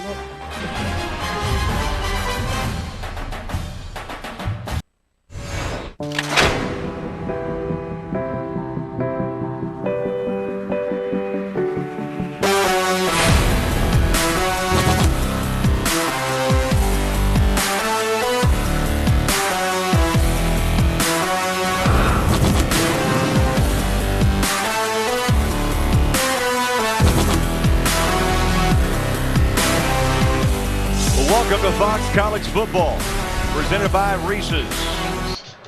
Just moments away from quarter number 3 here at Morgantown. And after a very slow start, TCU and West Virginia, the Mountaineers on top 21-14. Craig Bullerjack and Joel Klatt, and turnovers really hurt both these clubs in the first half. Because points off of turnovers on the opposing side, and it started with Geno Smith with a really poor throw down the middle of the field that was picked off by TCU, and they took advantage. This was the post pattern that he was trying to get to, well off the mark, and right away, Trevon Boykin, bang, he finds his wide receiver in the end zone for the touchdown. Now, this was later in the half. The fumbled punt, which led to a 4th down attempt, and there's Sean Alston finding himself in the end zone and a 7-point lead for West Virginia. So the team that takes care of the football best in this second half is going to have a great opportunity to walk out of here with a win. You look at the first half numbers, a lot of plays were snapped in half number 1. 46 by West Virginia, 31 by TCU. The ground game, Joel, really kind of non-existent in the first half of play. But you're right, the turnovers hurt and helped both these teams in the sense of getting points off those turnovers. 21-14 as we start the third. Now you got to credit the offenses as well because they took advantage of those opportunities. Trevon Boykin finds his wide receiver, Josh Boyce, and that was Sky Dawson who dropped the fumble. He's back deep now on the kickoff. We wonder how he's going to shake off that effect of losing that fumble that led to the Mountaineer touchdown. So TCU will have the football as we start the third quarter. And Boyce, 4 yards deep, brings it out. Skips out of 1 tackle, but cannot escape at the 20-yard line. And Petros, you talked to both coaches. Let's start with West Virginia. I'm guessing Dana Holgorsen has kind of a mixed emotion about this first half. You're right, Bowler. You guessed right. He likes the way his defense is playing. Doesn't think they're making enough plays on offense. Wants the backs to pick up their feet. Now, Patterson on the other side, he was happy, but he does not want his offense to be in 3rd and long situations. That hurts the young quarterback. And defensively, he doesn't like the way they're giving up the big play. Obviously, that's the formula to beat West Virginia, Joel. Keep them in front of you and tackle. Yeah, they got caught in man coverage a couple of times, and that really hurt them in the first half. He's going to have to stay out of that, be in zone the rest of the game. Boykin starts his half on a play-action toss, and it's Cam White with his first reception of the afternoon at the 25-yard line. I thought West Virginia in the first half did a great job of getting to the young quarterback, Trevon Boykin. Whether they were getting to him with the ball and actually sacking him or not, he was constantly under duress. Now, he made a couple of nice throws down the field, especially 2 on a scoring drive on 3rd down, but that constant effect of pressure is going to cause Trevon Boykin to have to step up in the pocket and really play with some moxie in this second half. 3rd down and 5. Tucker, the ball carrier, finds a hole right side. 1st down and more. 40, lowers his pads, and he'll get to the 45. Now, was he different because the ball didn't come out? The ball is out. West Virginia recovers. Jared Barber, number 33. That ball was out on the turf. Carl Joseph made the hit. Barber covered up. Mountaineer football. Carl Joseph, number 8, the true freshman, comes all the way over. This will be a great look. Boy, that was close, but it did look on that first look, Craig, that the ball was coming out before Tucker's elbow actually hit the ground. I'm sure that they're going to take another look at this because it was that close, and they will. So they'll go upstairs and review this. Now, of course, Matthew Tucker, the senior, he's battling an ankle injury. You saw actually in that clip, his right ankle wrapped up very tightly. Been trying to stay on the field. He's been in and out of the lineup. This is what the replay official, Terry Turlington, is looking at.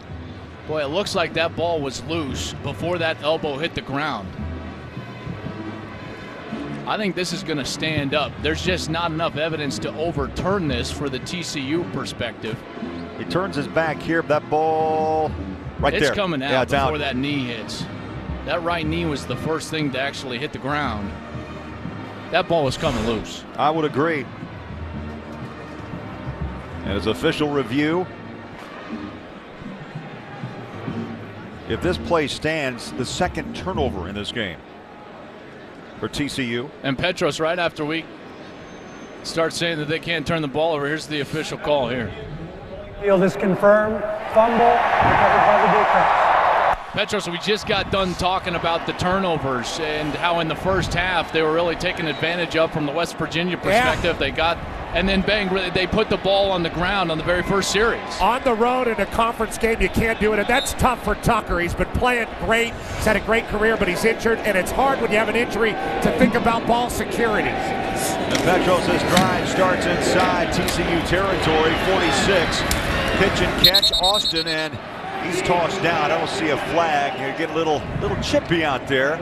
Petros, interesting what you just said. You're running back yourself. When you're injured, it's tough to think about ball security. What do you mean by that? Well, you're worried about that injury, and you're thinking about it when you hit the ground, and you're not thinking about holding the ball. I mean, we might see it also with another guy coming off an injury for West Virginia, Sean Alston, who had a pretty good first half. I mean, you said it, Joel. He's dragging that leg around. But when you have an injury and you're banged up around this time of year, you think about the injury sometimes a little more than you think about your assignment. Alston just picked up a first down at the 36-yard line of TCU. Play action, Geno Smith throws, incomplete. Wanted Tavon Austin, and again, a dangerous pass, Joel. And he tried to force that in. He very much tried to force that in. Joel Hasley, here's the middle linebacker. He has him kind of face guarding him right there. Olabode was right over the top, so he can't go over the top either. That was double coverage on the best player for West Virginia. Austin trying to hit the edge, turns the corner, flags out, and he's bumped out of bounds inside the 35-yard line. Fields. Holding. Offense. Number 67. 10-yard penalty.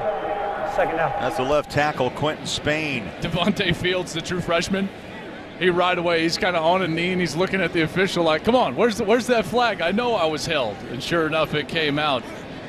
Devontae Fields, he is a heck of a player now. Joel, he is special. Freshman, true freshman, Martin High School, down the road from TCU in Arlington. And he was an early commit. Yeah. But he was a high, big-time recruit. Could have gone anywhere in the country. Anywhere in the country, and wanted to stay close to home, very close with his mother. Went down the road to TCU. Second down and 20.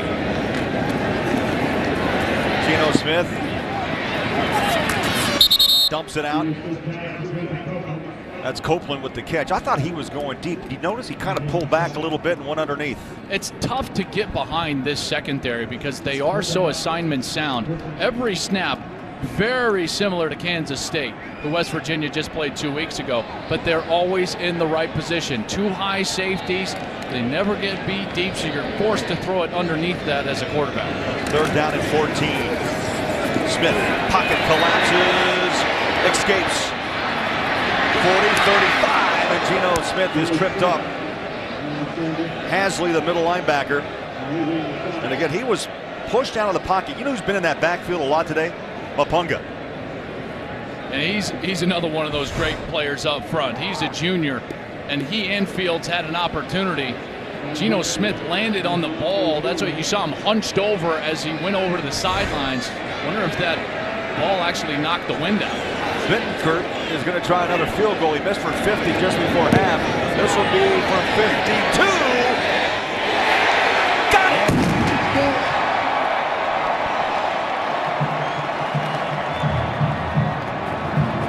He came out early.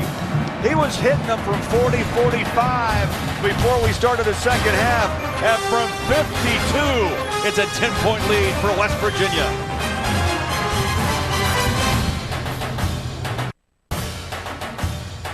Fox College Football is sponsored by Reese's Peanut Butter Cups, the perfect combination of chocolate and peanut butter. And by Geico, 15 minutes could save you 15% or more on car insurance.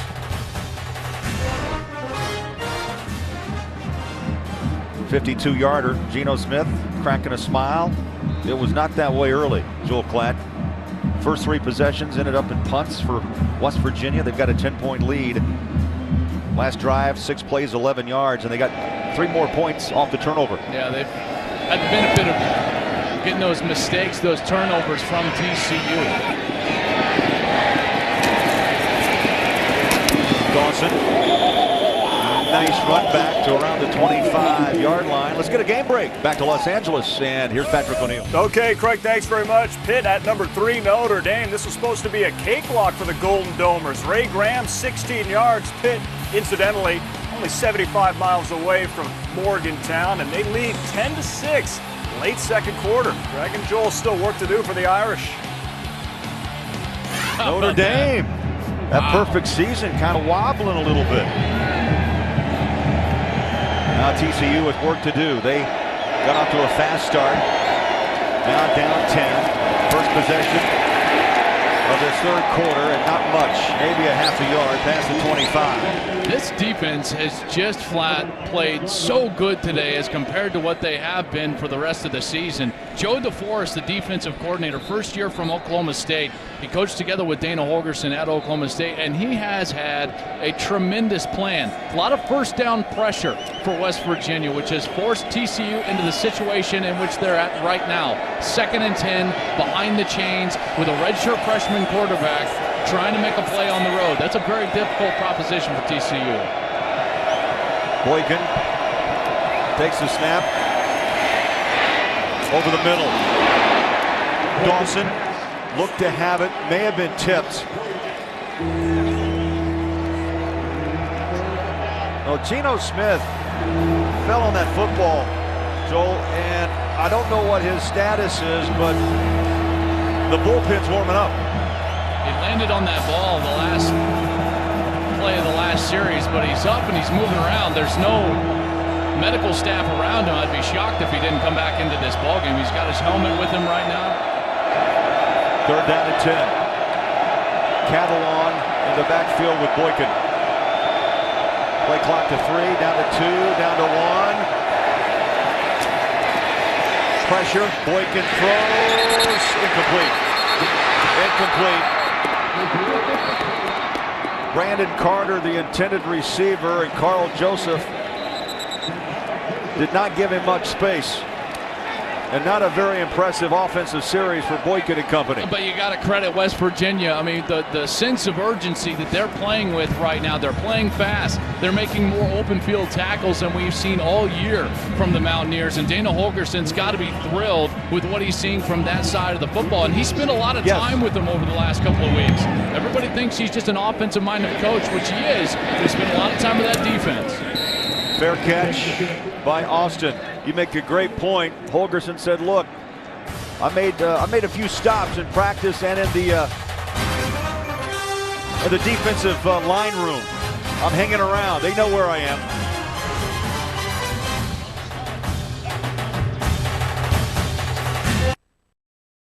Fox College Football is sponsored by Ford, and they go further with Ford Night. Back in Morgantown, West Virginia, 11:09 to play in the third quarter. Mountaineers up by 10, 24-14. Go check out the West Virginia leaders. And Geno, 21-32, nothing fancy. Had the pick, but a couple of touchdowns. And I thought Sean Alston's return was going to be a little bit bigger than this. He's had the 5 rushes for 13 yards. He did get into the end zone, but Tavon Austin, he's been the spark plug on offense. 8 catches, a long touchdown catch. It was really a handoff, but he was just electric after the run. 1st and 10, Geno Smith and company, big hole up the middle, 9-yard gain for Garrison on 1st down. Petros right now is kind of a defining time for TCU's defense. Well, they're on the ropes right now. They need somebody to make a play. Devontae Fields, one of these guys to get after it. 2nd short.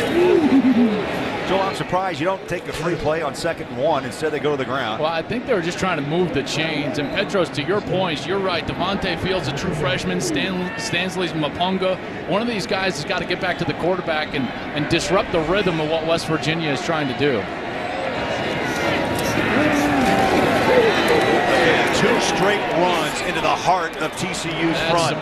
That's surprising there. To do it on 2nd down, okay, I can see her trying to move the sticks, but to come right back at that stout defensive front and just hand the ball off, that's very surprising. And now the yellow jerseys offensively have to jog off the field. A huge series, Petros, for TCU's D, helped out by the play calling of West Virginia. Dana Holgorsen really angry with that offensive line, just letting them have it all the way from the numbers to the sideline. Man. Bittencourt will punt at his own 21. Sky Dawson awaits. Ooh, low snap, Boston. Still loose. Picked up. Touchdown, TCU.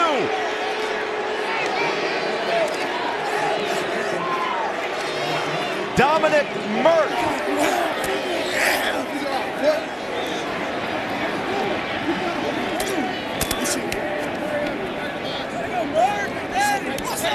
On a cold day in Morgantown, a low snap, and Bittencourt could not get his hands around that football. West Virginia has a true freshman long snapper, John DePalma. 6'6", 235 pounds, and that was just a poor snap on a cold day. Those guys stand over there forever. They don't move around. They're not loose. And he goes out in a big situation and makes a huge mistake, and TCU capitalizes in a huge way. If Dana Holgorsen was mad at his offensive line, he's going to be even more upset with his special teams after that miscue. And the points off turnovers continuing to be one of the big talking points in this football game. Bittenkurt probably could have gotten that ball away, but after he dropped it the first time, it was over. TCU was actually coming up to the punt, and Merca gets into the end zone. Wow, what a huge turn of events, because right when you thought West Virginia, they had the defensive stand, they've got the momentum, their offense is back on the field. It's second and short, and from second and short, it's 2-run plays, get stopped for no gain, and then a negative play, and then a drop snap by Bittenkurt leads to a touchdown for TCU. The swings and momentum in this game have just been enormous. It's been up and down. There's DePalma on the headset. 24-21 West Virginia.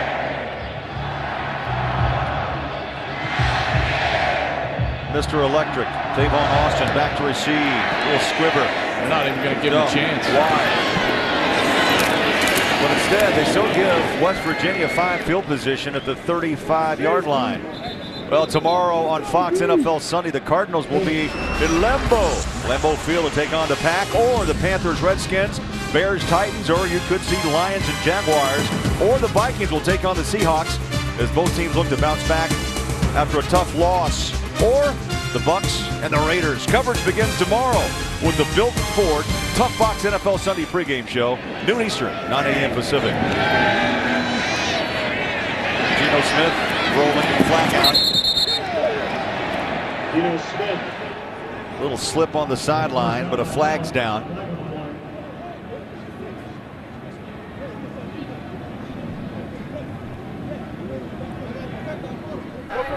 Holding on the defense, number 56. 10-yard penalty, first down. West Virginia's going to get completely bailed out. I want you to watch the wide receivers on this play. They absolutely thought that this was going to be a run. Geno Smith and West Virginia's offense clearly miscommunicating, because J.D. Woods wasn't even looking back, and Geno Smith is back there trying to throw the football to him. So the wide receivers and the quarterback not on the same page, but bailed out enormously by a holding call on the defense. Second hold on TCU's defense in this game. Here's a quick pass far sideline, and wrapped up quickly is Stedman Bailey. Where has he been today? We talked about it earlier, Petros. I don't know if it's been as kind of a decoy, but finally Bailey gets his hand on a football. A decoy for a bunch of series? I mean, we didn't know Stedman Bailey was going to play. He's been out there but doing nothing. That's the second time Geno Smith has targeted him, and he finally makes a catch. Second down, 5. Good protection. Oh, dangerous play. Coming back. Verrett nearly had an interception, number 2 for TCU. I think he was trying to find Bailey again. He's working against Jason Verrett, the Big 12's leader in interceptions. Limping just a little bit. You saw him kind of hop on one leg, and he didn't get any explosion back to the football. It almost allowed Verrett to get back and intercept that ball. That would have been his 5th interception of the season. Third down and 5. Geno Smith flushed out of the pocket, pulls it down. Little stutter step. Oh, he's going to be close to a first down. Mapunga was in that backfield again and chased him out. Now that yellow line is not official, but it sure looks like the spot of the ball is going to be short of the first down marker. They need to gain the 44-yard line. There's an injury on the field. That's David Johnson. He's on sophomore. 2 knees and getting the help up. He's had a really quality game. One of those motor guys. I was talking about him a bit earlier. Grew up around the Fort Worth area watching TCU. Was one of the bleacher creatures when he was a kid. Petro said, I don't know if Dana Holgorsen's going to go for this or not, but his offense still on the field. Well, I think he wants to go for it. They need to get that rhythm. You know, Joe, last time we saw West Virginia everything was predicated on that first down, and then the rhythm flowed. It just doesn't feel that way this time around. Yeah, you're absolutely right. They've had a real hard time with their rhythm. On a keeper, Holgerson's been the gambler in this ball game today. 4th down, that makes it now 3 out of 4 on 4th down conversions. Nothing like the keeper. Well, especially when your quarterback weighs 220 pounds. And here's this helmet rule affecting play once again. Geno Smith his helmet comes off, and now he's got to come to the sideline, and the backup quarterback has got to be on the field. Just a rule that sounded good on paper, that has just been absolutely atrocious when it's put into practice during actual game play. This is Paul Millard, the backup quarterback sophomore. Comes in cold. This is going to be a handoff, absolutely. Oh my goodness. Backside pressure, and he throws incomplete. That is, again, a very dangerous call. The offensive coordinator, Shannon Dawson, but you get a cold quarterback coming off the field, play action, and he wants to throw it middle of the field. Petros, I cannot believe they allowed Paul Millard to throw a pass right there, completely cold off the bench. That's nuts. Dana Holgorsen never fails to surprise. Well, Geno Smith back in after the 1-game respite, and he throws to the near side. It's caught by J.D. Woods. Time for a game break. Here's Patrick O'Neill. Okay, Craig, thanks very much. Ole Miss at Georgia. Rebels actually led 10-0. Aaron Murray buying some time. 40-yard strike. Tavares King. Look at the fans going crazy. 14-10. Bulldogs up on Ole Miss. They are at the half. Greg and Joel, back to you. Oh, the sea of red. Bulldog country. Here is 24-21, West Virginia. Trying to add more to it. Sean Alston. Still trying to shake off that pass attempt by Millard. I mean, that was nuts. I think they were surprised his teammates were as Geno goes far side, pitching catch. Austin, little room, that's all he needs, and he still won't go down at the 28-yard line. Boy, he is an energizing young player. Love watching him try to work his way into trouble.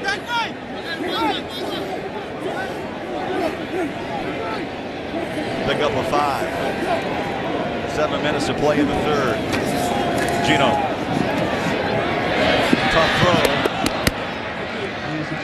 Austin, the intended receiver. Joel, you're the old quarterback. I think it's one of the toughest throws in football. Especially the short out route to the field or to the wide side. Now, if it's a little bit of a deeper route, then you've got a better angle. But when it's a short out route, only 5 yards deep, 6 yards deep, that angle is incredibly tough because the defender is actually right between you and your wide receiver. 8th play of this drive. Smith tried a high hurdle. Boy, he is taking some punishment. He went flying, took a hit in the hips. Petros, there's your guy, Devontae Fields, coming in again. The true freshman has just done a heck of a job getting to Geno Smith during the course of this game. Yeah, and TCU is known as a defensive team. I mean, that's the strength of what Patterson coaches, and you see them bow their necks a little bit here in this drive, but this guy's been on a roll. This kicker, strong leg. Yeah, Benton back on after booting a 52-yarder. They'll place this down at the 33. This will be a 43-yard attempt off the far hash. The kick's away. No good. No good.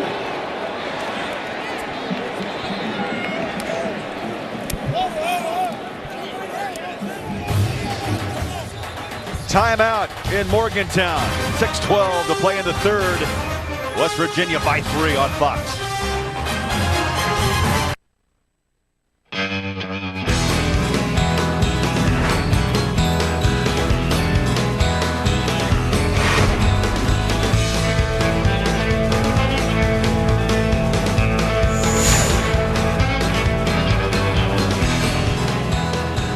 We take you on a little drive through Morgantown, the hills of West Virginia.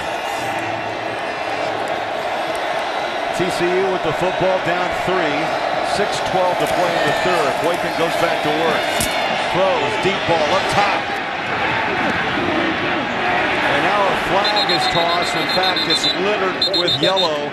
Boyce, the intended receiver, and he got tied up with Pat Miller. Multiple flags. That ball did hang for a while.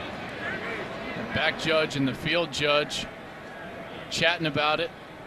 They're going to Go talk to Scott Novak, the white hat here, the referee today.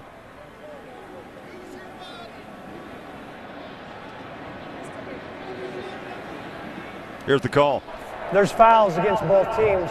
Pass interference on the offense, number 82. Pass interference on the defense, number 6. Penalties offset. First down. I wondered why there was such a discussion going on. If both of them had the same penalty, they would have just run right in and it would have been called. But you're going to see Boyce, you see his right arm, that's the grab of the jersey that draws one penalty. And then at the end, when Miller doesn't allow Boyce to get back to the football, that's where the second penalty comes in. Correct call. That's a terrific job of officiating by this Big 12 crew to talk about it and get the call right and replay the down. Yeah, let's do it again. 1st and 10 at the 26-yard line. West Virginia creeping up, showing blitz. Boykin in the pocket, throws again. Deep ball, same pass. And it's incomplete. Boyce, the intended receiver. They decided to try it not once, but twice. And Petros, this feels like panic to me from TCU. When they're best, they just got to run the football and stay very basic with Trevon Boykin. Yeah, I think they have that ability. I don't understand the deep throws.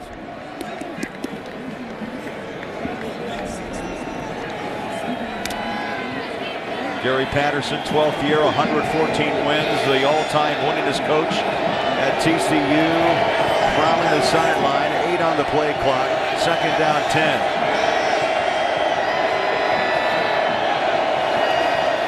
Boykin gets a snap away, has to put it in his hands, wants to run. Now he throws on the run, and coming back to help is Cam White. But again, flags are out of the 25-yard line. Boykin looks like he was roughed up. Personal foul. Roughing the passer on the defense, number 31. Contact to the quarterback's head and shoulder area. 15 yards will be added to the end of the play. First down. This has been one of the best officiated games that we've seen all year. Clearly a late hit there on redshirt freshman quarterback Trevon Boykin. Let's bring in Mike Pereira, our officiating expert, our officiating insider. And Mike, these guys doing a heck of a job. The double pass interference, they got the late hit correct there from Scott Novak. Hey, Joel, I got to tell you, and only once in my career have I seen offensive and defensive pass interference. That was the best call I have seen all year. And that's also a good shot on the hit of the quarterback, because that's just that punishing blow in the head and neck area of the brain. How about that comment, Mike? I mean, you have been around so many years in college and in the pros, and to make that comment is the first time you've seen it. It's, you know, I saw it one time in an NFL game called by the same official, called both offensive and defense, and it was correct. But this one, I've only once seen it. And this, to me, two different officials making the two different calls, and both are exactly right. Fascinating. It's one of those plays that will actually be used as a teaching tool for a very long time. All right, Mike Pereira, thanks for that great insight. As we go back to action, Boykin got the ball out in the hands. Boyce breaks it inside the 10-yard line. Boyce has been a big-time receiver in this ball game and bailed out Boykin on that throw. The thing that impresses me about Josh Boyce is his strength. You watch the strength going up in the air, then coming back down, the balance to stay on his feet, and the strength to break a couple of tackles and get that ball inside the 10-yard line. That's exactly why he's TCU's all-time leading touchdown catcher. 5 catches in this game for 86 yards and that touchdown. He's had a heck of a day. He's flirting with his 6th 100-yard career day. 1st and goal at the 8-yard line. Hand off. That hole was big, but it closed in a hurry. And it was Catalan, the freshman, is chopped down. So 4:12 and the clock runs here in Morgantown, West Virginia. A slow start by the hometown Mountaineers, but they got the 3-point lead. But Craig Bolerjack and Joel Klatt, Petros Papadakis, our sideline insider. Glad you're with us here on Fox this afternoon. Big 12 battle, 21-ranked West Virginia trying to hold on. And we got a player down at the 10-yard line. Training staff's on the field, taking a look. We'll step aside and take a break here on Fox.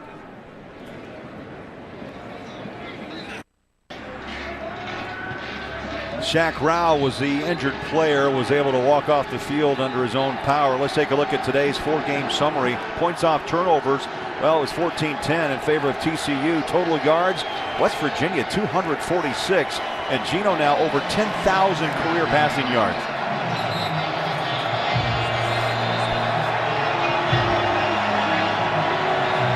Redshirt freshman Trevon Boykin under center. Second down goal, TCU at the 6-yard line. Quick hitter off the right side, and Matthew Tucker stacked up maybe a yard to the 5-yard line. You know, I don't love that play call. Let me tell you why. They were on the left side of the middle of the field, which means with a right-handed quarterback, you can throw a big play-action fake over the left side of your formation and then boot your quarterback to the wide side of the field. You got a lot of space out there. But just handing the ball off into the middle, now you create 3rd and goal from the 4-yard line, and this is a play that you must pass. I don't think there's any way that they can hand this ball off. So this ball is going to be in Boykin's hand. He's got to make a play. We got a loaded backfield, 3 seconds on the play clock. Got it away. Boykin throws, dart, picked at the goal line. It's in the hands of Isaiah Bruce.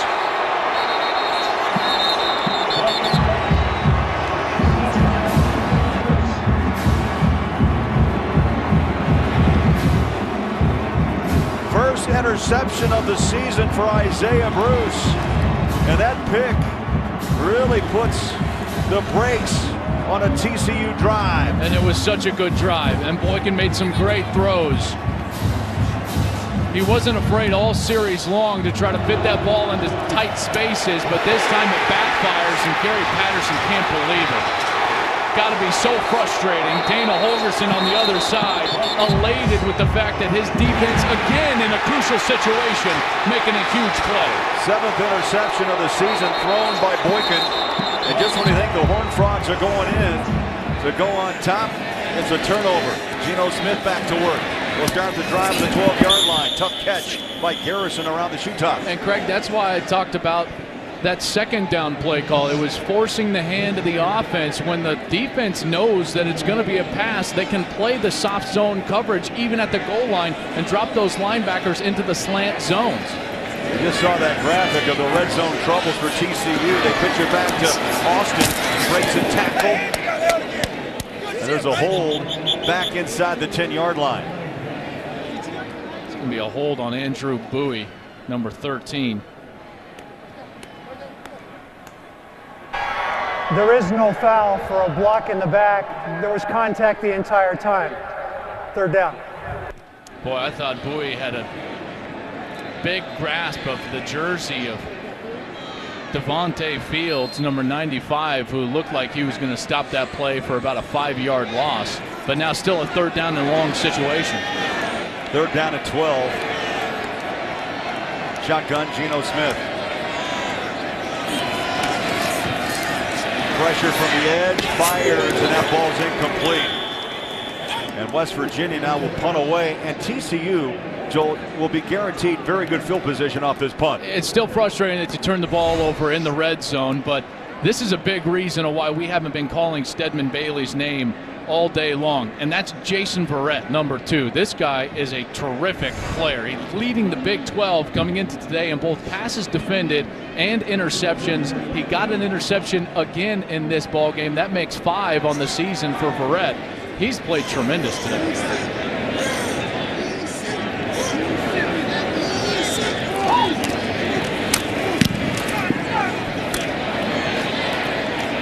Dawson took a hit right at midfield, did not wait for a fair catch. And so the Mountaineers with a big hit. Carl Joseph provided the lick, the free safety. How about the true freshman, Carl Joseph? He's a pretty good player. If there was a player performance index, I think he'd be pretty high on that. Let's introduce the UPS Team Performance Index. It's a new statistical measure that looks at the efficiency of a team's offense, defense, special teams, miscues to define their competitive advantage. You can check out the UPS Team Performance Index throughout the year for a look at the logistics behind a winning team.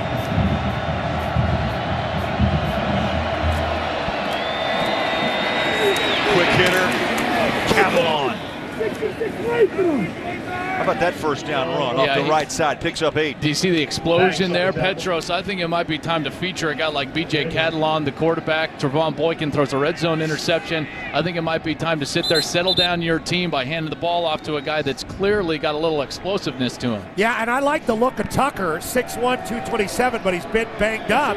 Catalon's your leading rusher right now. He's been in the program since January. Let him run the ball. Get him some rhythm. He enrolled early. He was at spring football, so he knows the system well. Again, Catalon, the ball carrier, and a first down at the 38.5-yard line. A true freshman, West Side High School in Houston. He was rated the #1 all-purpose running back in the state of Texas. Just a true freshman out of Houston, like you said, Craig, but leading this TCU team in rushing. Now, he didn't think he was going to have an opportunity to play. They had 3 running backs coming into this season that they thought they were going to ride to maybe the deepest running back core in America. Ed Wesley, Wayman James, and Matthew Tucker. Ed Wesley went into the supplemental draft. Wayman James, he tore his ACL, and Matthew Tucker hasn't been able to stay on the field with that ankle injury. Boykin back to work, play action. And throws out in front of David Porter. Now, they lost James early, by the way. Wayman James, September 15th against Kansas on the road in Lawrence. And so you're right.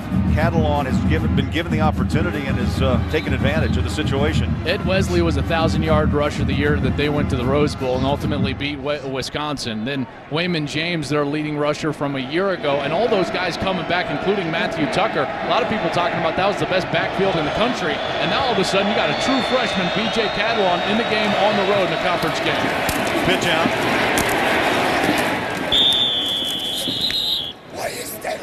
Catalon, the ball carrier.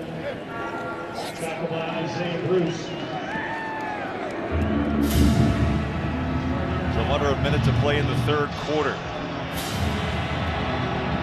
Clock is running. 3rd down and 5. West Virginia's defense trying to get their fans up on their feet. This big down here. Yeah. That's a huge down here.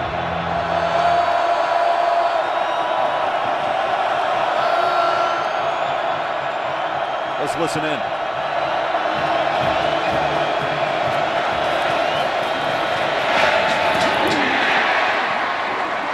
Boykin rushed that throw. It's incomplete. Cam White, the intended receiver, and Pat Miller's done a nice job. Both the corners of West Virginia have been very active today. So what do you do? 4th and 5, late here in quarter number 3. You trust your kicking game. I think that you try to kick this field goal. Now, my view is very skewed. When I was playing, I had a guy named Mason Crosby as the kicker. He could make it from 70. This is probably the correct decision for Gary Patterson, knowing what his kicking game is like with Jaden Overcombe. 4th and 5. Boykin, flush, using his legs, has room. First down, and his cartwheel to the 25. Shaq Petaway made the hit. That's one thing Boykin brings to the table: athleticism and a great pair of wheels. And a huge decision. We talked about managing the game coming in, and that is managing the game. Trevon Boykin, the redshirt freshman, picking up the biggest first down of the day for TCU. They'll have when we come back, down by 3.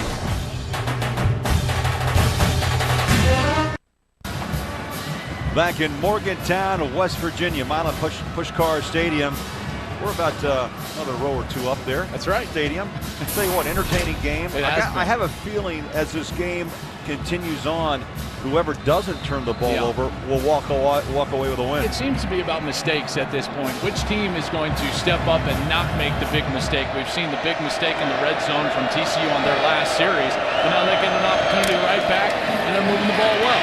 On the option, Boykin hit, spins, and is down to the 16-yard line. Now, Boykin started slow. I like the way, though, he's kept his head about himself on the football field. And you know what he's done? He's trying to play within himself. And again, it's going back to running the football. That's what he does so well. Especially on that 3rd down. That 3rd down was just enormous. And these 2 defenses have played so well today. The season averages for total yards you saw there for both in the offense well below that today. Second down, just over a yard. Option dive, Catalan to the 13-yard line. So fresh downs for TCU. They had a great drive the last time they were on the field, but then remember, Boykin threw the interception at the goal line. They're right back on the front porch. And this is where I'd like them to get to that play-action game. Get their young quarterback outside of the pocket on a designed rollout. What that does, Craig, gives him a run-pass option. He's more comfortable running the football, but if it's there, he can use his arm. 3 wide receivers near side on a pitch out. Catalan. And this time, West Virginia's D stays home. They saw it coming. Carl Joseph, nice game today out of his free safety spot. I don't love option this close to the goal line because the safeties are closer to the line of scrimmage, and they're the alley player. So a safety's responsibility when an option play is run is he runs through the quarterback to the pitchman. It's called the alley. But when he's closer to the line of scrimmage, he's obviously right there to defend the play. Very tough to get a hat on him, blocking him from an offensive perspective. This will be the 10th play of this drive. Second down, 9. Another option play, and this time Catalan was buried by Josh Francis, the Buck. Another pressure dialed up by Joe DeForest, the defensive coordinator. I thought it was the right read from Trevon Boykin because there are so many defensive players there. You don't want to pull that ball out. You just give it to your running back, but the offensive line unable to open up a hole. And this is the exact situation that they wanted to avoid. The obvious passing situation with their young quarterback inside the red zone. 8 red zone turnovers this year. We saw 1 on the last series. Play clock to 2. Play clock to 1. Just got the snap away. Boykin stands tall. Runs out of the pocket. 10-yard line. Little stutter. And he is tossed out of bounds at the 8-yard line. Head away. And Cecil level. And he was leveled out of bounds. Now what do you do? Let's kick it. Absolutely. Take the tie right now. You take the points. You figure that's a given with your kicker, Jaden Overcrome. Earlier this year at 6 field goals in a game. Was the Big 12 Special Teams Player of the Week, but he is just a true freshman credit. This is last 2 after making 10 in a row.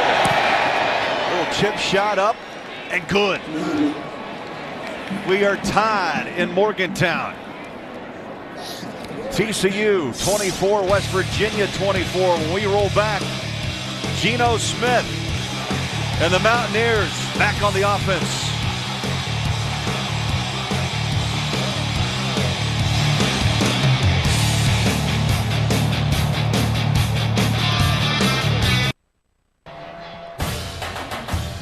Fox College Football is sponsored by Aflac, official partner of the Heisman Trophy, and by AT&T, the nation's largest 4G network. AT&T, rethink possible. Morgantown, West Virginia. It's getting a little nippy outside. Temperature has definitely dropped. There's no question ever since even the kick from halftime. 24 all, TCU, 21 ranked West Virginia, 12:01 to go. And the Horned Frogs kick away. And they keep it away from Tavon Austin. So, Petros, I'm going to know, how do you stay warm on a cool, cold day in Morgantown? Well, guys, there's no question that the weather down here has affected the game. You saw it on the dropped punt and the touchdown for TCU. I got my Fox hat on, but also the Mountaineer, he hands out deer jerky down here, and it's delicious. I've eaten like 12 of them. That's how you stay warm? Yeah, Just you the deer should see jerky? this guy. He's in the full buckskins, and he hands out food. Is there another mascot in college football that hands out deer jerky? No. Absolutely not, no. Is it good? It's delicious. That's how you stay warm on a cold day in Morgantown. I wouldn't know if it's good. My tongue is frozen. Geno Smith dances out of trouble. On his back foot, throws. Dangerous pass. Oh, it was out. In and then back out. Incomplete. And Stedman Bailey, his rough day continues. And right now, Geno Smith trying to go to his go-to man. Sam Carter with the defense. He's the safety. Never really had it there. Tries to catch it late. Stedman Bailey's just not right. I mean, you can tell that injury has severely affected his ability to impact the game. Just one grab so far in this game. 2nd down, 10. Clock stopped with 11:51 to go. Bowie past the 30. Bowie out of Jacksonville, Florida. We've seen Dustin Garrison in the backfield as well. And West Virginia will line it up, Joel. 3rd down and 2. Just 5 of 16 on conversions, 3rd down today. 2 wide receivers, top of your screen. 1st down. Bowie crashes past the 1st down marker, and a game break back to LA. Here's Patrick O'Neill. All right, Craig, thanks very much. Georgia starting to open things up on Ole Miss. Aaron Murray, 42 yards to Malcolm Mitchell. Mitchell, start of the year as a cornerback. Now returning kicks and scoring touchdowns. Craig and Joel. That's one diverse young man. And Georgia looks like they've taken control as Bowie races up the middle again. There's a pickup of 5, Joel, on first. And 1st down success. They told us they went back in a self-scout. They looked at every time that they punted. Only 2 times they punted this season when they actually got positive yards on 1st and 2nd down during that set of downs. Another quick hitter, not much. Bowie is taken under by a wave of white led by Devontae Fields. Also Hunter, Chucky Hunter, defensive tackle. Both have played very well up front. Hunter goes 305, Fields just 240, but boy, he is all over the place. 14 tackles for losses, as you mentioned, number 1 in Big 12 play. Smith flushed. Tried to throw a sidearm, and that is a dangerous play by what would be a very smart quarterback. And a hat comes off of Chucky Hunter, and that means he's going to have to hit the sideline for a play. And it was just a 3-man rush for TCU, and they still got to Geno Smith. The coverage down the field was absolutely tremendous. Number 54 comes in late. He was just spying. That's Marcus Mallett playing for Joel Hasley at the middle linebacker spot. He's the one who hit Geno Smith there at the very end. Bittenkurt will punt. Inside his own 30-yard line. Sky Dawson awaits. Pressure comes and kicks away. Good hang time. Fair catch, 24-yard line. Got a good one brewing in Morgantown. 9:56 to play. We're tied at 24. And the emotion of the West Virginia Mountaineers and the Horned Frogs of TCU down the stretch on Fox.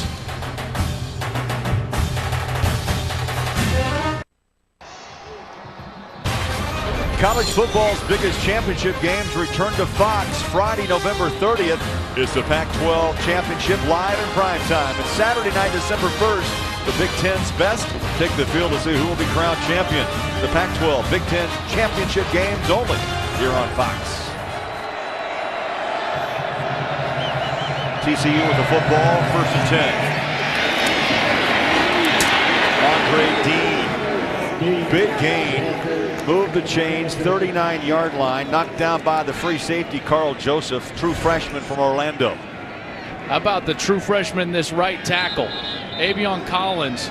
He makes the hole there, but then it's Dean who just takes off and gets north and south and goes straight ahead. Too many times you see running backs tackle themselves by stopping in the hole, trying to cut before they need to. Dean doesn't do that. Finds himself moving the chains for the first down of the series. 110 yards on the ground now for TCU. It's been a struggle ground-wise for West Virginia. Flags are out and fingers are being pointed. False start on the offense. Number 69, 5-yard penalty. 1st down. Avion Collins, another freshman mistake in crunch time. First true freshman to start on the offensive line for Gary Patterson in his career at TCU. The penalties have hurt. There's no doubt, because when these teams have gotten behind schedule, 1st and 15, 1st and 10, 2nd and 10, those types of down and distances, the defenses has just had tremendous success. Now in this situation during the game, Joe DeForest has loved to blitz Trevon Boykins. Play clock to 4. play action. Boykin over the top. Oh, just off the fingertips of Josh Boyce. And that stops the clock and brings up a 2nd down and long. Let's get a game break from the Big Ten. Here's Patrick O'Neill. All right, Craig, Illinois at Ohio State. Braxton Miller, just take a look at this work. Miller has already thrown for a touchdown in the game. He's going to run this one in. So that's 1-1. In fact, he's 13 running the ball, touchdowns, and passing on the season. That Heisman quest right there for Ohio State's Braxton Miller. Craig and Joel. Thank you, Patrick. What an athlete. It's amazing what Urban Meyer continues to do with schools and football programs in his first year. Bowling Green, Utah, Florida, and now Ohio State. It's amazing. Mr. Fix-It. Helps when you got a guy like Braxton Miller. Yes, it does. You got a guy named Alex Smith in Utah who's at San Francisco with the 49ers. Boy, how about this for a critical down? 3rd down and 10. Ball's at the 39-yard line, and the clock running up on 8 minutes to play. 24 all.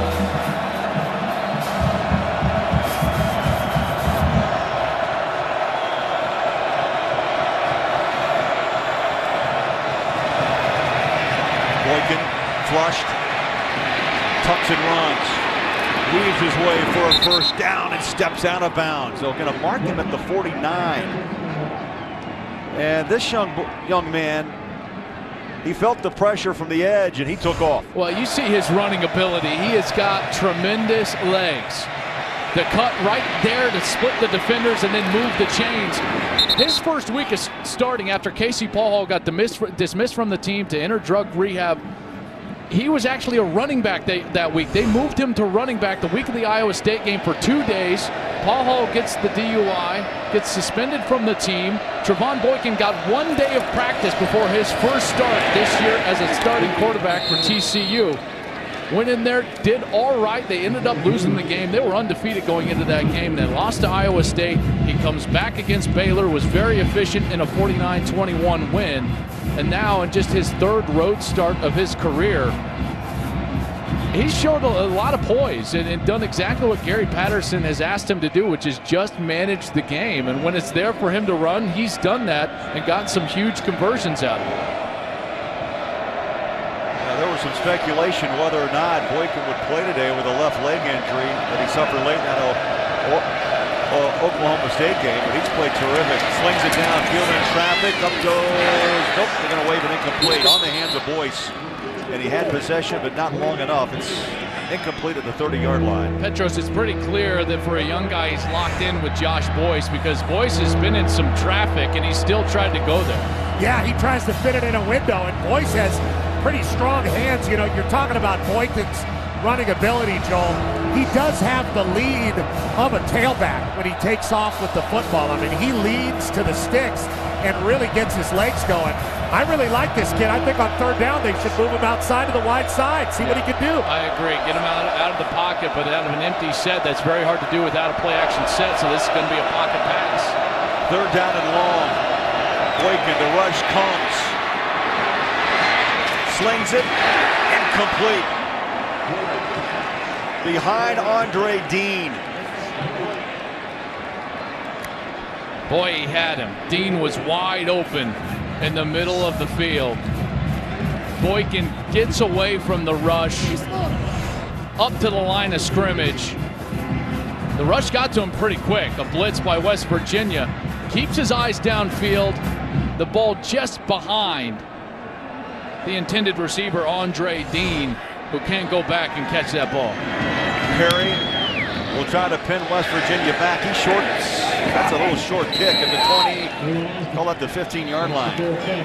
So he pooches it and no return for Tavon Austin. Geno Smith back to work when we come back on Fox.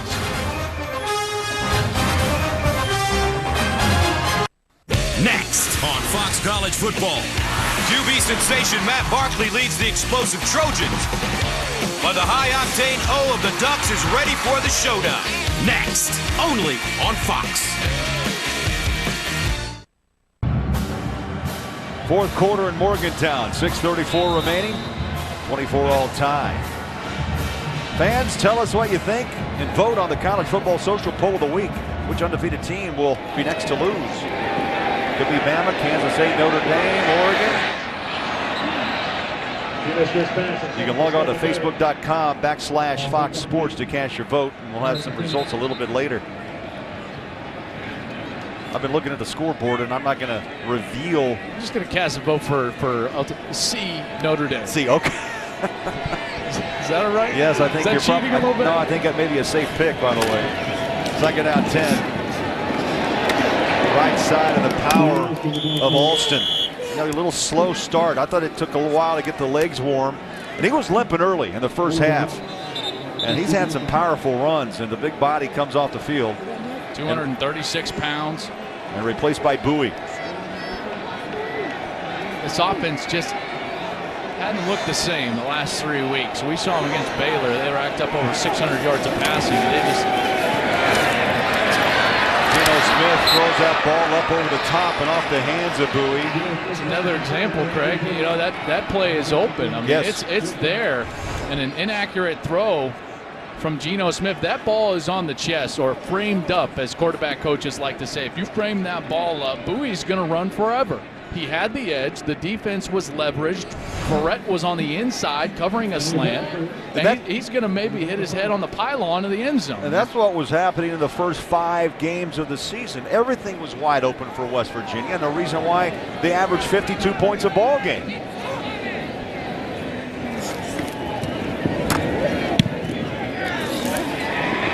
Dawson pedals back, 35-yard line. Spins out of one tackle. Going the opposite way, tries to hug the sideline, still on his feet. That's a great return.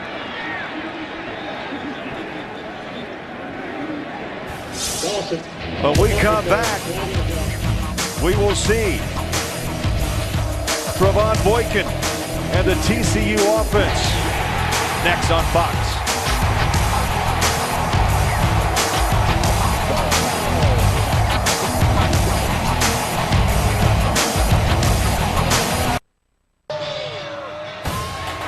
Fox College Football is sponsored by UPS. Let UPS put the power of logistics to work for you. Now the lights are on, and it's cooling down in Morgantown. But Dana Holgorsen is one heated coach. 24 all time or 6 minutes ago. Back to work goes Catalon, the freshman tailback for TCU. They've had more success when they get Andre Dean or B.J. Catalon going downhill. You know, this stuff on the edge against this 3-4 hybrid style of defense that West Virginia is playing under Joe DeForest just really isn't working. They've got too much athleticism on the outside. But when they've gotten downhill and tried to crease them, they've had a lot more success in this second half, rushing for 107 yards. A pickup of 3, second down 7 as we hit the 5-minute mark. Landon Carter goes in motion. Nothing. Catalon, maybe a yard. Let's get a game break. Busy day. Here's Patrick O'Neill. Yeah, the rankings about to be upended because of what's going on in South Bend. Pittsburgh Panthers up on Notre Dame. The Fighting Irish in big trouble, 17-6, and Pittsburgh threatening to score again. So Craig and Joel, if you pick C in your multiple choice, you would be correct. Patrick, thank you. You make a great observation that the polls will go upside down again this week. Yes, they will. Seems like every November. Yes. TCU third downs in this ball game, 4 of 14. They need 6 to move the chains. Boykin, shotgun. Out of the pocket, pressure, and will not escape West Virginia's defense. Maybe one of the biggest, if not the biggest play of the game.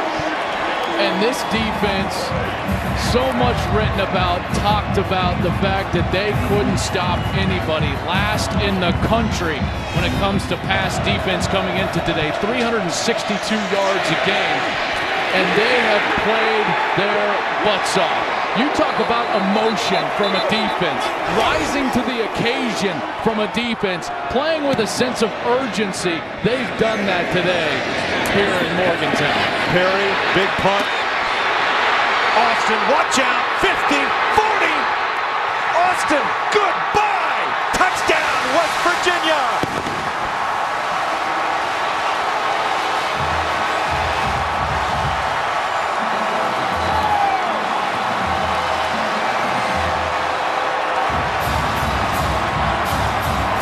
"76 yards.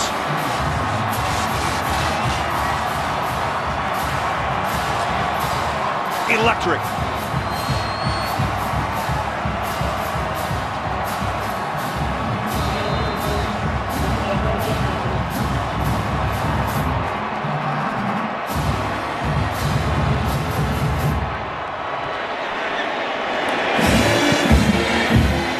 Extra point to the uprights.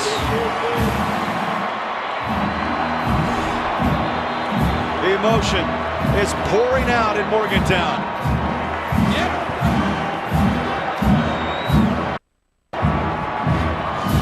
31 push-ups. I'm counting. We're to 29, 30, 31. Here it is again. Couple of double moves, and right there, gone. And that's why he was the Big East Special Teams Player of the Year a year ago. So dynamic, so electric. He has put the Mountaineers on his back today. The touchdown in the first half with the electric run, and now the punt return in the second. Tavon Austin now 200 all-purpose yards against TCU today. Waving the towel. The showman, he's dancing. Oh, he's is dancing for everybody. A lot of football left. 3:18 to go. TCU with Brandon Carter on the return. Oh, he's knocked back at the 15-yard line. Now you like what you're seeing here. How about tonight after our game? Fox College Saturday doubleheader continues with a Pac-12 showdown. 4th-ranked Oregon looks to keep their national title hopes alive as they will battle 17th-ranked USC. Coverage of Fox College football presented by Reese's follows here on Fox. And my hope for all of you watching is that that game is just as good as this one has been.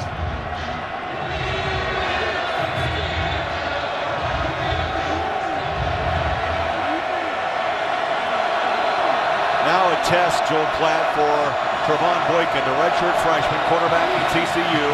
He's flush from the pocket, uses those legs and picks up maybe 6 yards at the 20-yard line. Petros, Tavon Austin has just been the West Virginia team today.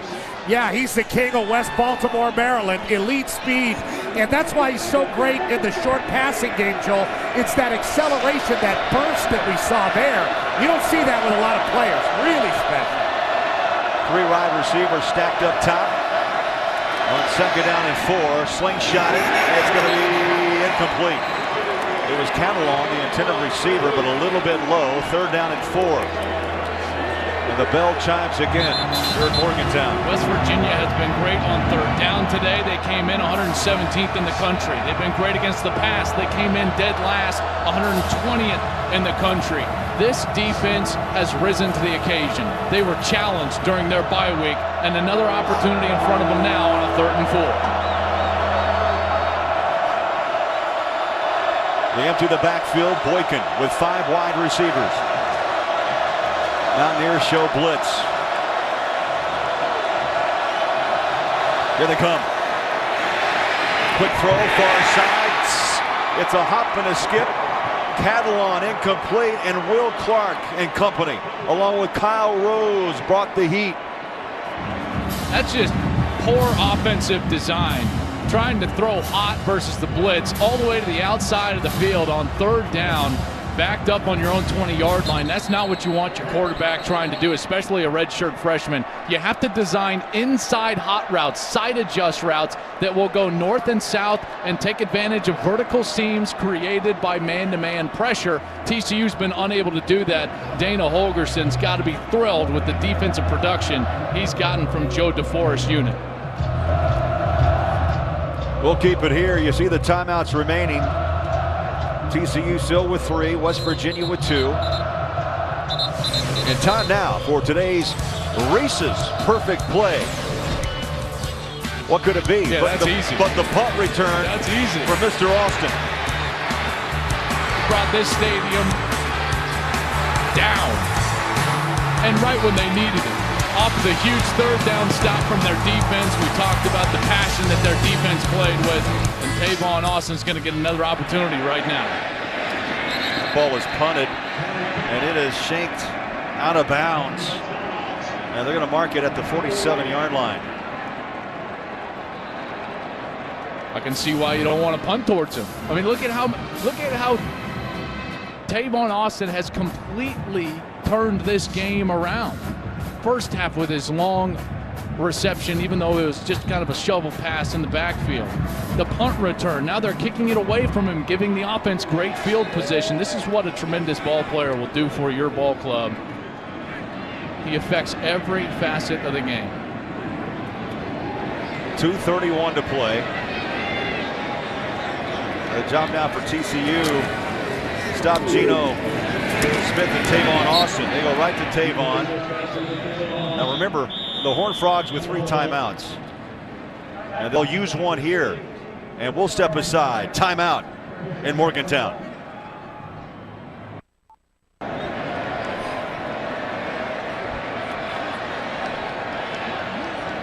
Back to live action. West Virginia. They go outside.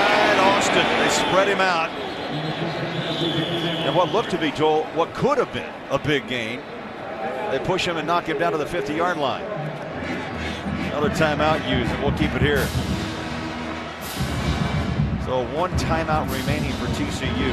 And coming up after our game, don't forget the AT&T Fox College Saturday Game Break Show. A lot to talk about. Of course, updating that potential upset. Notre Dame, number 3 in the country, undefeated when they walked in the stadium today. Big 12 breakdown. Also, the look ahead, the primetime matchups, and plenty tonight in primetime. You ask me, November, crazy stuff always happens. I mean, Pitt is beating Notre Dame on the road in South Bend.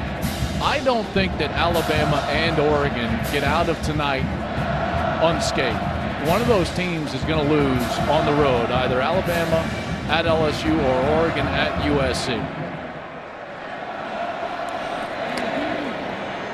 Bold predictions. Well, it would have been bold if I said which one, but yes. Leaving it open-ended. Nope, didn't get the snap off. Before the snap, delay game, offense, 5-yard penalty, third down. Never understood that, how an offense and a quarterback and a play caller can allow that to happen coming out of a timeout. Never quite understood it. And this puts them well behind the chains now. It's going to be somewhere in the neighborhood of 3rd and 13.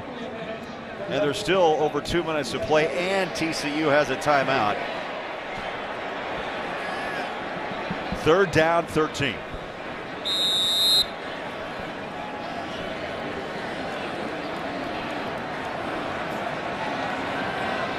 Two wide receivers, top and bottom. And Bowie in the backfield with Geno Smith. The play is safe, and Bowie is taken down at the 47. Chucky Hunter and Mallet, number 54, in on the stop, and the final timeout now used by the Horned Frogs.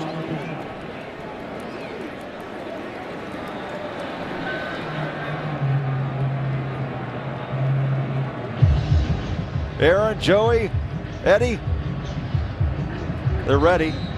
Got a lot to talk about. Good day in college football already so far, and Oklahoma took care of business here in the Big 12 up in Ames. I thought that might be a trap game, but it was going to be tough for Iowa State. Jake Knott, their terrific linebacker, was actually out with an injury this week. That was going to be very tough for the Cyclones to stop a high-powered offense, especially a week after a loss. You know, you get the full attention of a team like Oklahoma the week after a loss. But here in Morgantown, we got a great one. A redshirt freshman quarterback, Trevon Boykin, with about 2 minutes left, no timeouts, against a defense that has just flat found itself today in West Virginia. Bettenkurt will punt inside his own 35-yard line. Good snap. Kicks up. Line drive at the 15-yard line. So the last drive, most likely of the day for TCU, and it belongs to the redshirt freshman. Trevon Boykin. No timeouts remaining with 2:07 to go, and Joel 85 yards away. And for TCU, they got to find some opportunity to get the ball out of his hand quick, because Petros, that West Virginia defense, they've blitzed him and been attacking this entire second half. Well, if they win, they will have won with special teams and defense today, not their high-powered offense. But does Boykin have enough to lead this team on a drive to tie it up? They got to help him with the play calling. If they're going to continue to pressure like this, they got to get the ball out of his hand fast.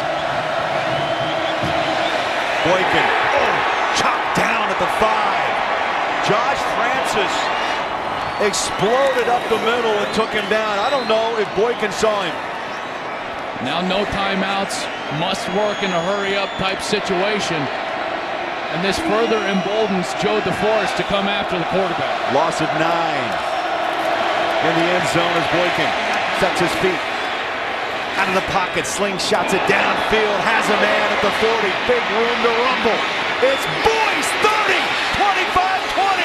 Boyce, goodbye! Touchdown, TCU!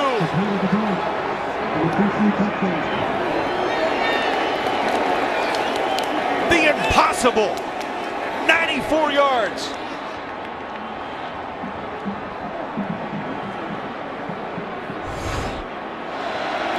Here's Boyce, and he gets completely left free, pushed out of bounds. The hat was on the field for him going out of bounds, but they find him behind the defense, and he goes all the way in for the touchdown. 94 yards, and now the extra point to tie this game. And Dana Holgorsen cannot believe the chains of event. And this defense played so sound all day long. They didn't get beat. They didn't have missed assignments. Flags on the play, on the kick. Have a false start here against TCU, but they played so good all day long, and then False start, offense, number 89. 5-yard penalty. Replay the try. this is a big extra point too. To keep pushing them back like this. I mean, if you don't make this, the 94-yarder doesn't mean much. This is more than just a little chip shot for a PAT. 31-30, minute 28 left. And the kick is up and splits the uprights. We're tied at 31.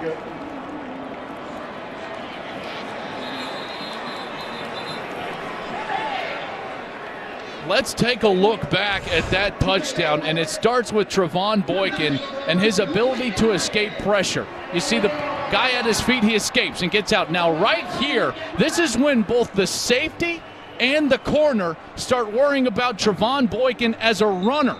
And at that point, Boyce is left wide open on the sideline, and that missed assignment causes Boyce to have green grass in front of him to the end zone. Just a blown coverage by West Virginia's defense. Cecil Level was a walk-on, awarded a scholarship. This is the first game that he's ever started in his college career. The safety, number 24, a senior from Fayetteville, Georgia. He had to change positions. He wasn't even a safety before this year. So here's a guy that's had no experience seeing a quarterback run out of the pocket for the first time. He takes his human instinct and runs up as a defender and gets burned because of it. No return for TCU on the kick. Early, and Geno Smith goes back to work. What looked to be a victory in the bag for the Mountaineers, the 94-yard touchdown. And now we're looking at potential overtime, but remember, two timeouts remain for West Virginia. A minute 28 on the clock, and a wild one in Morgantown. 3 wide receivers, top of your screen. Smith in the pocket, throws a dart, far side.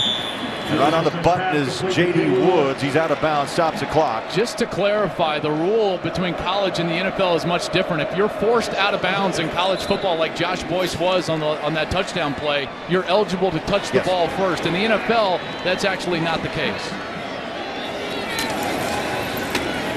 Smith, short side of the field. And they work it out of bounds again. Woods with another catch. Boy, lots of time left, 2 timeouts, and all they need is a field goal. We've already seen Bittenkurt make a 52-yarder today. He did miss a couple of field goals on the day. He's 1 for 3. Right now, West Virginia using the sidelines to their advantage, but they do have 2 timeouts. There's an option. And Geno Smith pulls the ball. That ball's down. Did they blow a whistle? I didn't hear one. That ball was out before a whistle. Mallett's got the football for TCU. They ruled that day based on forward progress. Both linesmen just came in for the spot, started signaling for the chains to move. Now with 1:05, the clock will wind, and West Virginia's in business. Under a minute to go, 31 all time. TCU and West Virginia.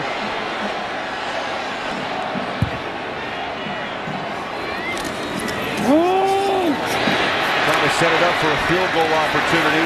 And Bowie, pushes the pile to the 40, call that the 39, maybe the 38-yard line. How about that forward progress and the push and up front? They're at least in field goal range. At this point, it would be a 55-yard field goal. Quick snap. Smith tucks and fires. That ball nearly picked off after it was batted away by Sam Carter. Crowd's going to want pass interference on Sam Carter. They were trying to force the ball into the slot. I believe that was Tavon Austin, number 1. Sam Carter, number 17, had him by the back of the jersey. I think he got away with one there in order to get to that ball and bat it down. Bittenkurt getting loose on the sidelines, 1 for 3 today. This is going to come down to his foot. And you notice no one's talking to Bittenkurt. Geno Smith looks over the middle of the field. Ball nearly picked off. He had a wide open receiver on the far side. That was Bowie. He was swinging out of the backfield, but he decided to go across the middle. Wow, Elijah Olabode had this in his grasp. Boy, that would have gone, and he had a lot of green grass in front of him. That might have gone the other way. A huge mistake by Geno Smith that he got away with. They're down at 10, 24 ticks on the 4th quarter clock, 31 all time. Here on Fox, Bowie in the backfield. 3 wide, near side. Now the officials will whistle a timeout. West Virginia will burn their second timeout. They have 1 remaining.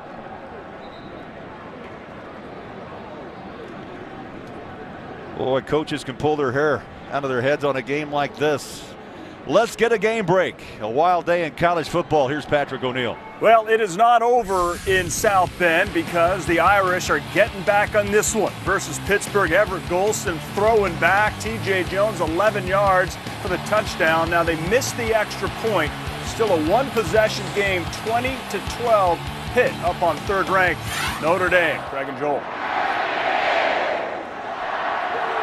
Thank you, Patrick. Here it's 31 all with 24 seconds to play. 38-yard line at TCU is West Virginia. Geno Smith going back to work. Looks downfield, home run ball. Up top he goes, incomplete. J.D. Woods was the intended receiver. He had one-on-one coverage with Kevin White. Here we go. Bittenkurt hit a 52-yarder. He's 1 of 3 in this game. They're going to line this up. He'll be kicking it right from the 45-yard line. 55-yard field goal for the game. And the career long made earlier of 52. Here we go. Good snap, kicks away. No.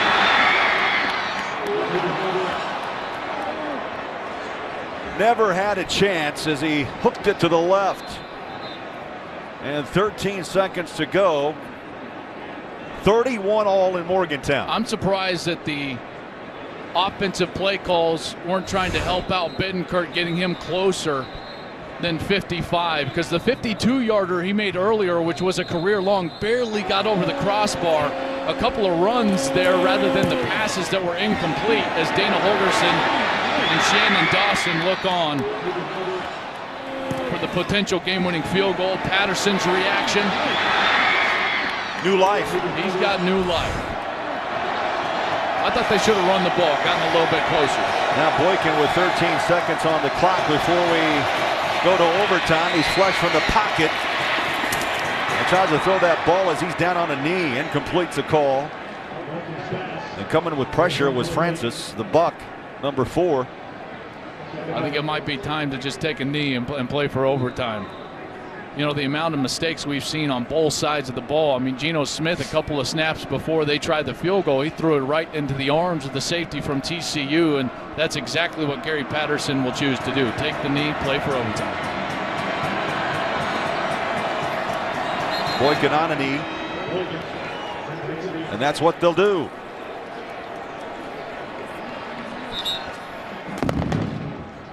Well, what looked to be a West Virginia victory didn't turn out that way, at least to this point. This is how we got to overtime, as Josh Boyce just kind of floats around.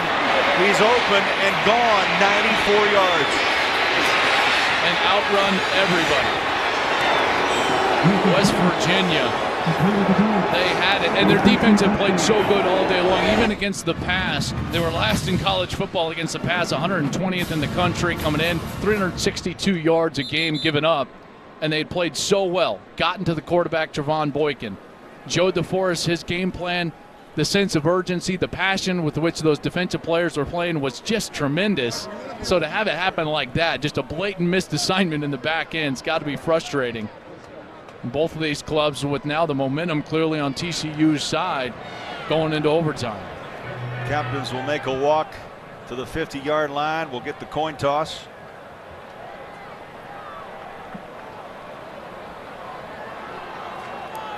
Okay, rules for overtime. We'll flip the coin again. TCU, you will call the toss. Winner of the toss chooses offense, defense, or which end of the stadium we're going to play on. Each team has one timeout per overtime period, and if we get to the third overtime, if we score a touchdown, you need to go for a 2-point conversion. What is your choice? Choice is is tails. It's heads. You want to toss. Defense. What end of the stadium? Okay. West Virginia will have the ball at the 25-yard line. We will play on the south end of the stadium.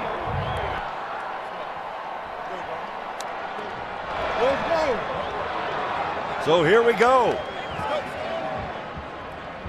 Boykin's on the phone. TCU, West Virginia set for overtime on Fox.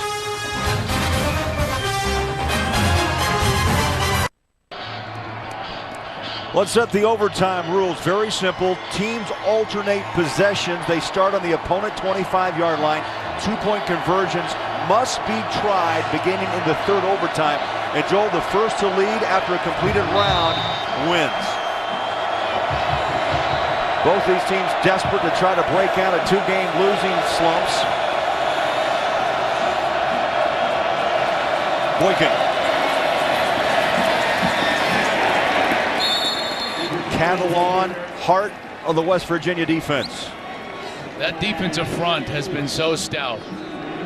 They had some success early in the second half, speaking of TCU running the ball on that defensive front, but in the last 4 or 5 possessions, they've just had none of it. That defensive front has played really well up front. Will Clark, number 98, George Wright, number 99. Those guys have played really hard.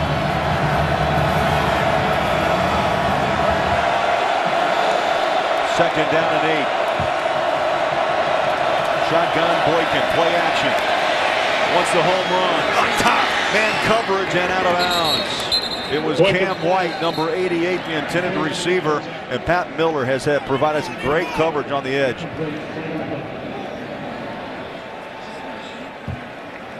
Carl Joseph comes up limping a bit, number 8. There's a flag out.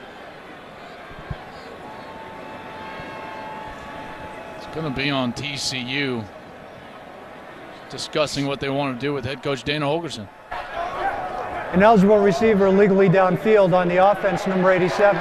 Penalties decline. Third down.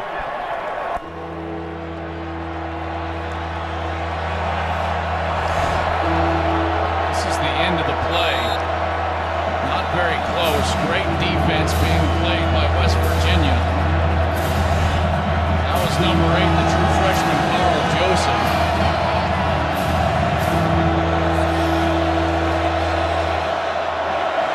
Five wide receivers. Third down today, 4 of 16. Quick slant. Not much. Carter. Taken down at the 20. Putting the game on the true freshman's foot. Jaden Overcroom will come out. Been good today, but has missed some field goals in the past couple of weeks for TCU, and a big one here.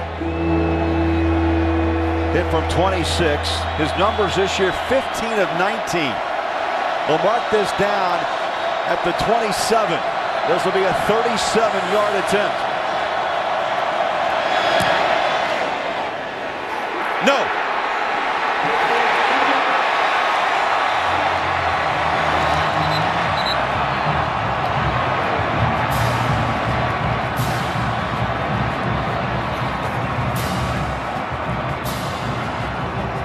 So now it will be West Virginia's turn. And you'll probably see some very safe play calls. Jaden Overcroom now 50% on the day. Good snap, good hold. Just came out of the kick too soon. Wanted to see it and hooks it left. Now it's Geno Smith and West Virginia. In overtime, their first possession, 25-yard line, 1st and 10. Quick throw. And trying to break out of the tackle is Travaris Copeland, the freshman. He makes the grab, 5-yard pickup. And as an offense, the entire offense, as a quarterback, the leader, you got to just tell everybody, ball security, be safe with the football at this point. Second down, Sean Olsen in the backfield. Geno Smith flips it out. That ball batted down, incomplete. That brings up 3rd down. John Kuntz, I think, got his hands on that ball, number 97, and batted it down. And you can tell Geno was hesitant to go down the field on that one. He wants to make sure if they're going to put the ball in his hands and he's going to put it down the field, that he's got a completion. Doesn't want to put this ball at risk. And now with Sean Alston in the backfield, I think you might just see a run and a field goal attempt. 3rd down and 4. Quick throw, far side. Little pitch and catch, Copeland again.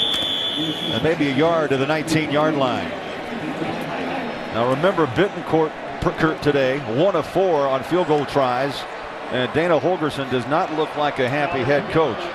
TCU's defense does exactly what they needed to do. Force a long field goal attempt. Bittencourt made from 52, long misses, 50, over 40, and then the 55-yarder at the end of regulation.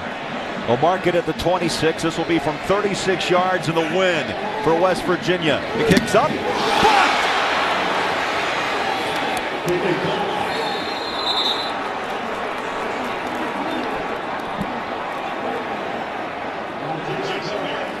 Verrett, terrific day for TCU defensively. And he comes flying in on special teams.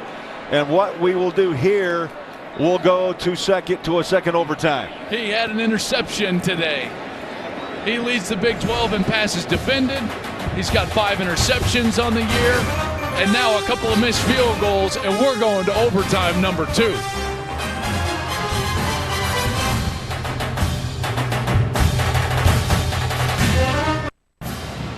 So the second overtime here in Morgantown. They flip-flop on offense. So again, West Virginia with the football at the 25-yard line. Both teams missing field goals in the first overtime period. Geno Smith dancing, looking, ball hangs up. Oh! Touchdown! And a flag's out. Stedman Bailey. And let's see what this flag's about. Pass interference on the defense, number 2. Penalties declined. Touchdown. Jason Verrett has had such a good game against Stedman Bailey. And Geno Smith goes right to him. The first play of overtime number 2. And Verrett's got him locked up on the double move. He's got good coverage, but he never turns back around. That's great execution from a quarterback and wide receiver. Third catch of the day for Stedman Bailey that puts West Virginia on top in this second overtime. That stop and go move was very impressive by Bailey. It was, but Barrett still had the coverage. You know, it didn't allow Barrett to go and defend the ball, which was the key to the whole route, as he was in catch-up mode and couldn't turn back and actually defend the ball. 15th touchdown catch now this year for Stedman Bailey. That's first in the country, his 31st in his career. He's the West Virginia all-time leader.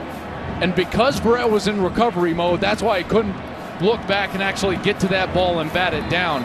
And Bailey did a nice job, I thought, of not extending his arms and pushing off. It felt like there was an opportunity there late. He had his hands up, and then he pulls them back and just receives the ball. That's a pretty savvy play by a veteran wide receiver.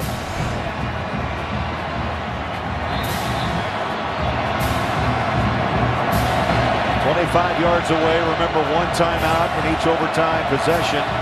That's what you need to push a third. Boykin. In round. Now the pass. My, oh my. Fuller, tight end, trickery, touchdown, PAT to come. Playground. You just write it up in the dirt. Brandon Carter with the touchdown pass. Unbelievable. Petros, the resiliency of this team, unbelievable, with an important PAT to come. For such a young team, you just can't imagine how they keep on bouncing back in this football game. What can you say about Coach Patterson and his team and the way they keep on rising from the dead, so to speak, here on the road? The reverse pass from Brandon Carter. Here he is lined up on the left side. The ball is handed off in the backfield to Catalan, the true freshman. Goes back to Brandon Carter, the sophomore. He drops it over the top to Corey Fuller, the senior. First touchdown of the year for Corey Fuller. Only his third reception. Unbelievable. But you got to credit that the offensive play call. They haven't done anything offensively except for the complete blown coverage at the end of the game by West Virginia, and then now some trickery, a creative play call, take basically the game out of your offensive line's hands, because they've been dominated here in the second half and in the fourth quarter more specifically, and you take it out of their hands, and with a creative play call, it was a tremendous job. We ran that play when I was in 7th grade, and They're are. going for two. How about this?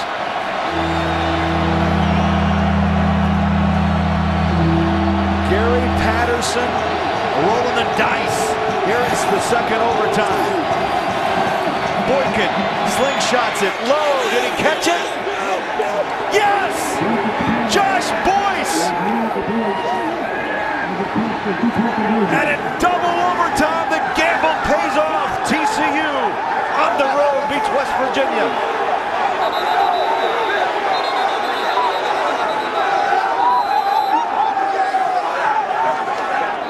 Hold it. The celebration, they may bring this back. Review.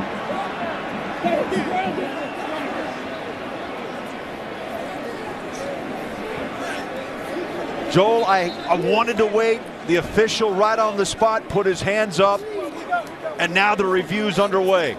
Did it take a bounce? Let's take a look. Boykin rolling to his right, throwing to Josh Boyce. The ball is low, tough to see. Looks like it shifts in his hand, in that right hand. It would have been tough for him to catch it in his bicep like that. This will be a better look. Hands underneath the ball. Oh, that's tough. Boy, that's tough to see. Craig, there's not enough to overturn that. How about this angle? Did he trap it? Looked like it hit off the forearm. On that angle, that's tough. Petros, did you have a good angle down there? You know, I definitely saw the ball bounce. Now, whether or not it bounced off his forearms or the ground, it's tough to say. And like you said, with the way his body was blocking the ball, it might not be enough. There is such confusion down here right now, and it's a good job by the officials. After review, the ruling on the field stands as a completed catch and a 2-point conversion. The game is over. They couldn't confirm it. There wasn't enough to overturn that call, and TCU's going to win a football game. Here's another look one more time. You feel heartbreak for West Virginia, but elation for TCU, and here it is. Maybe only Josh Boyce knows for sure if that ball took a skip on the turf or not.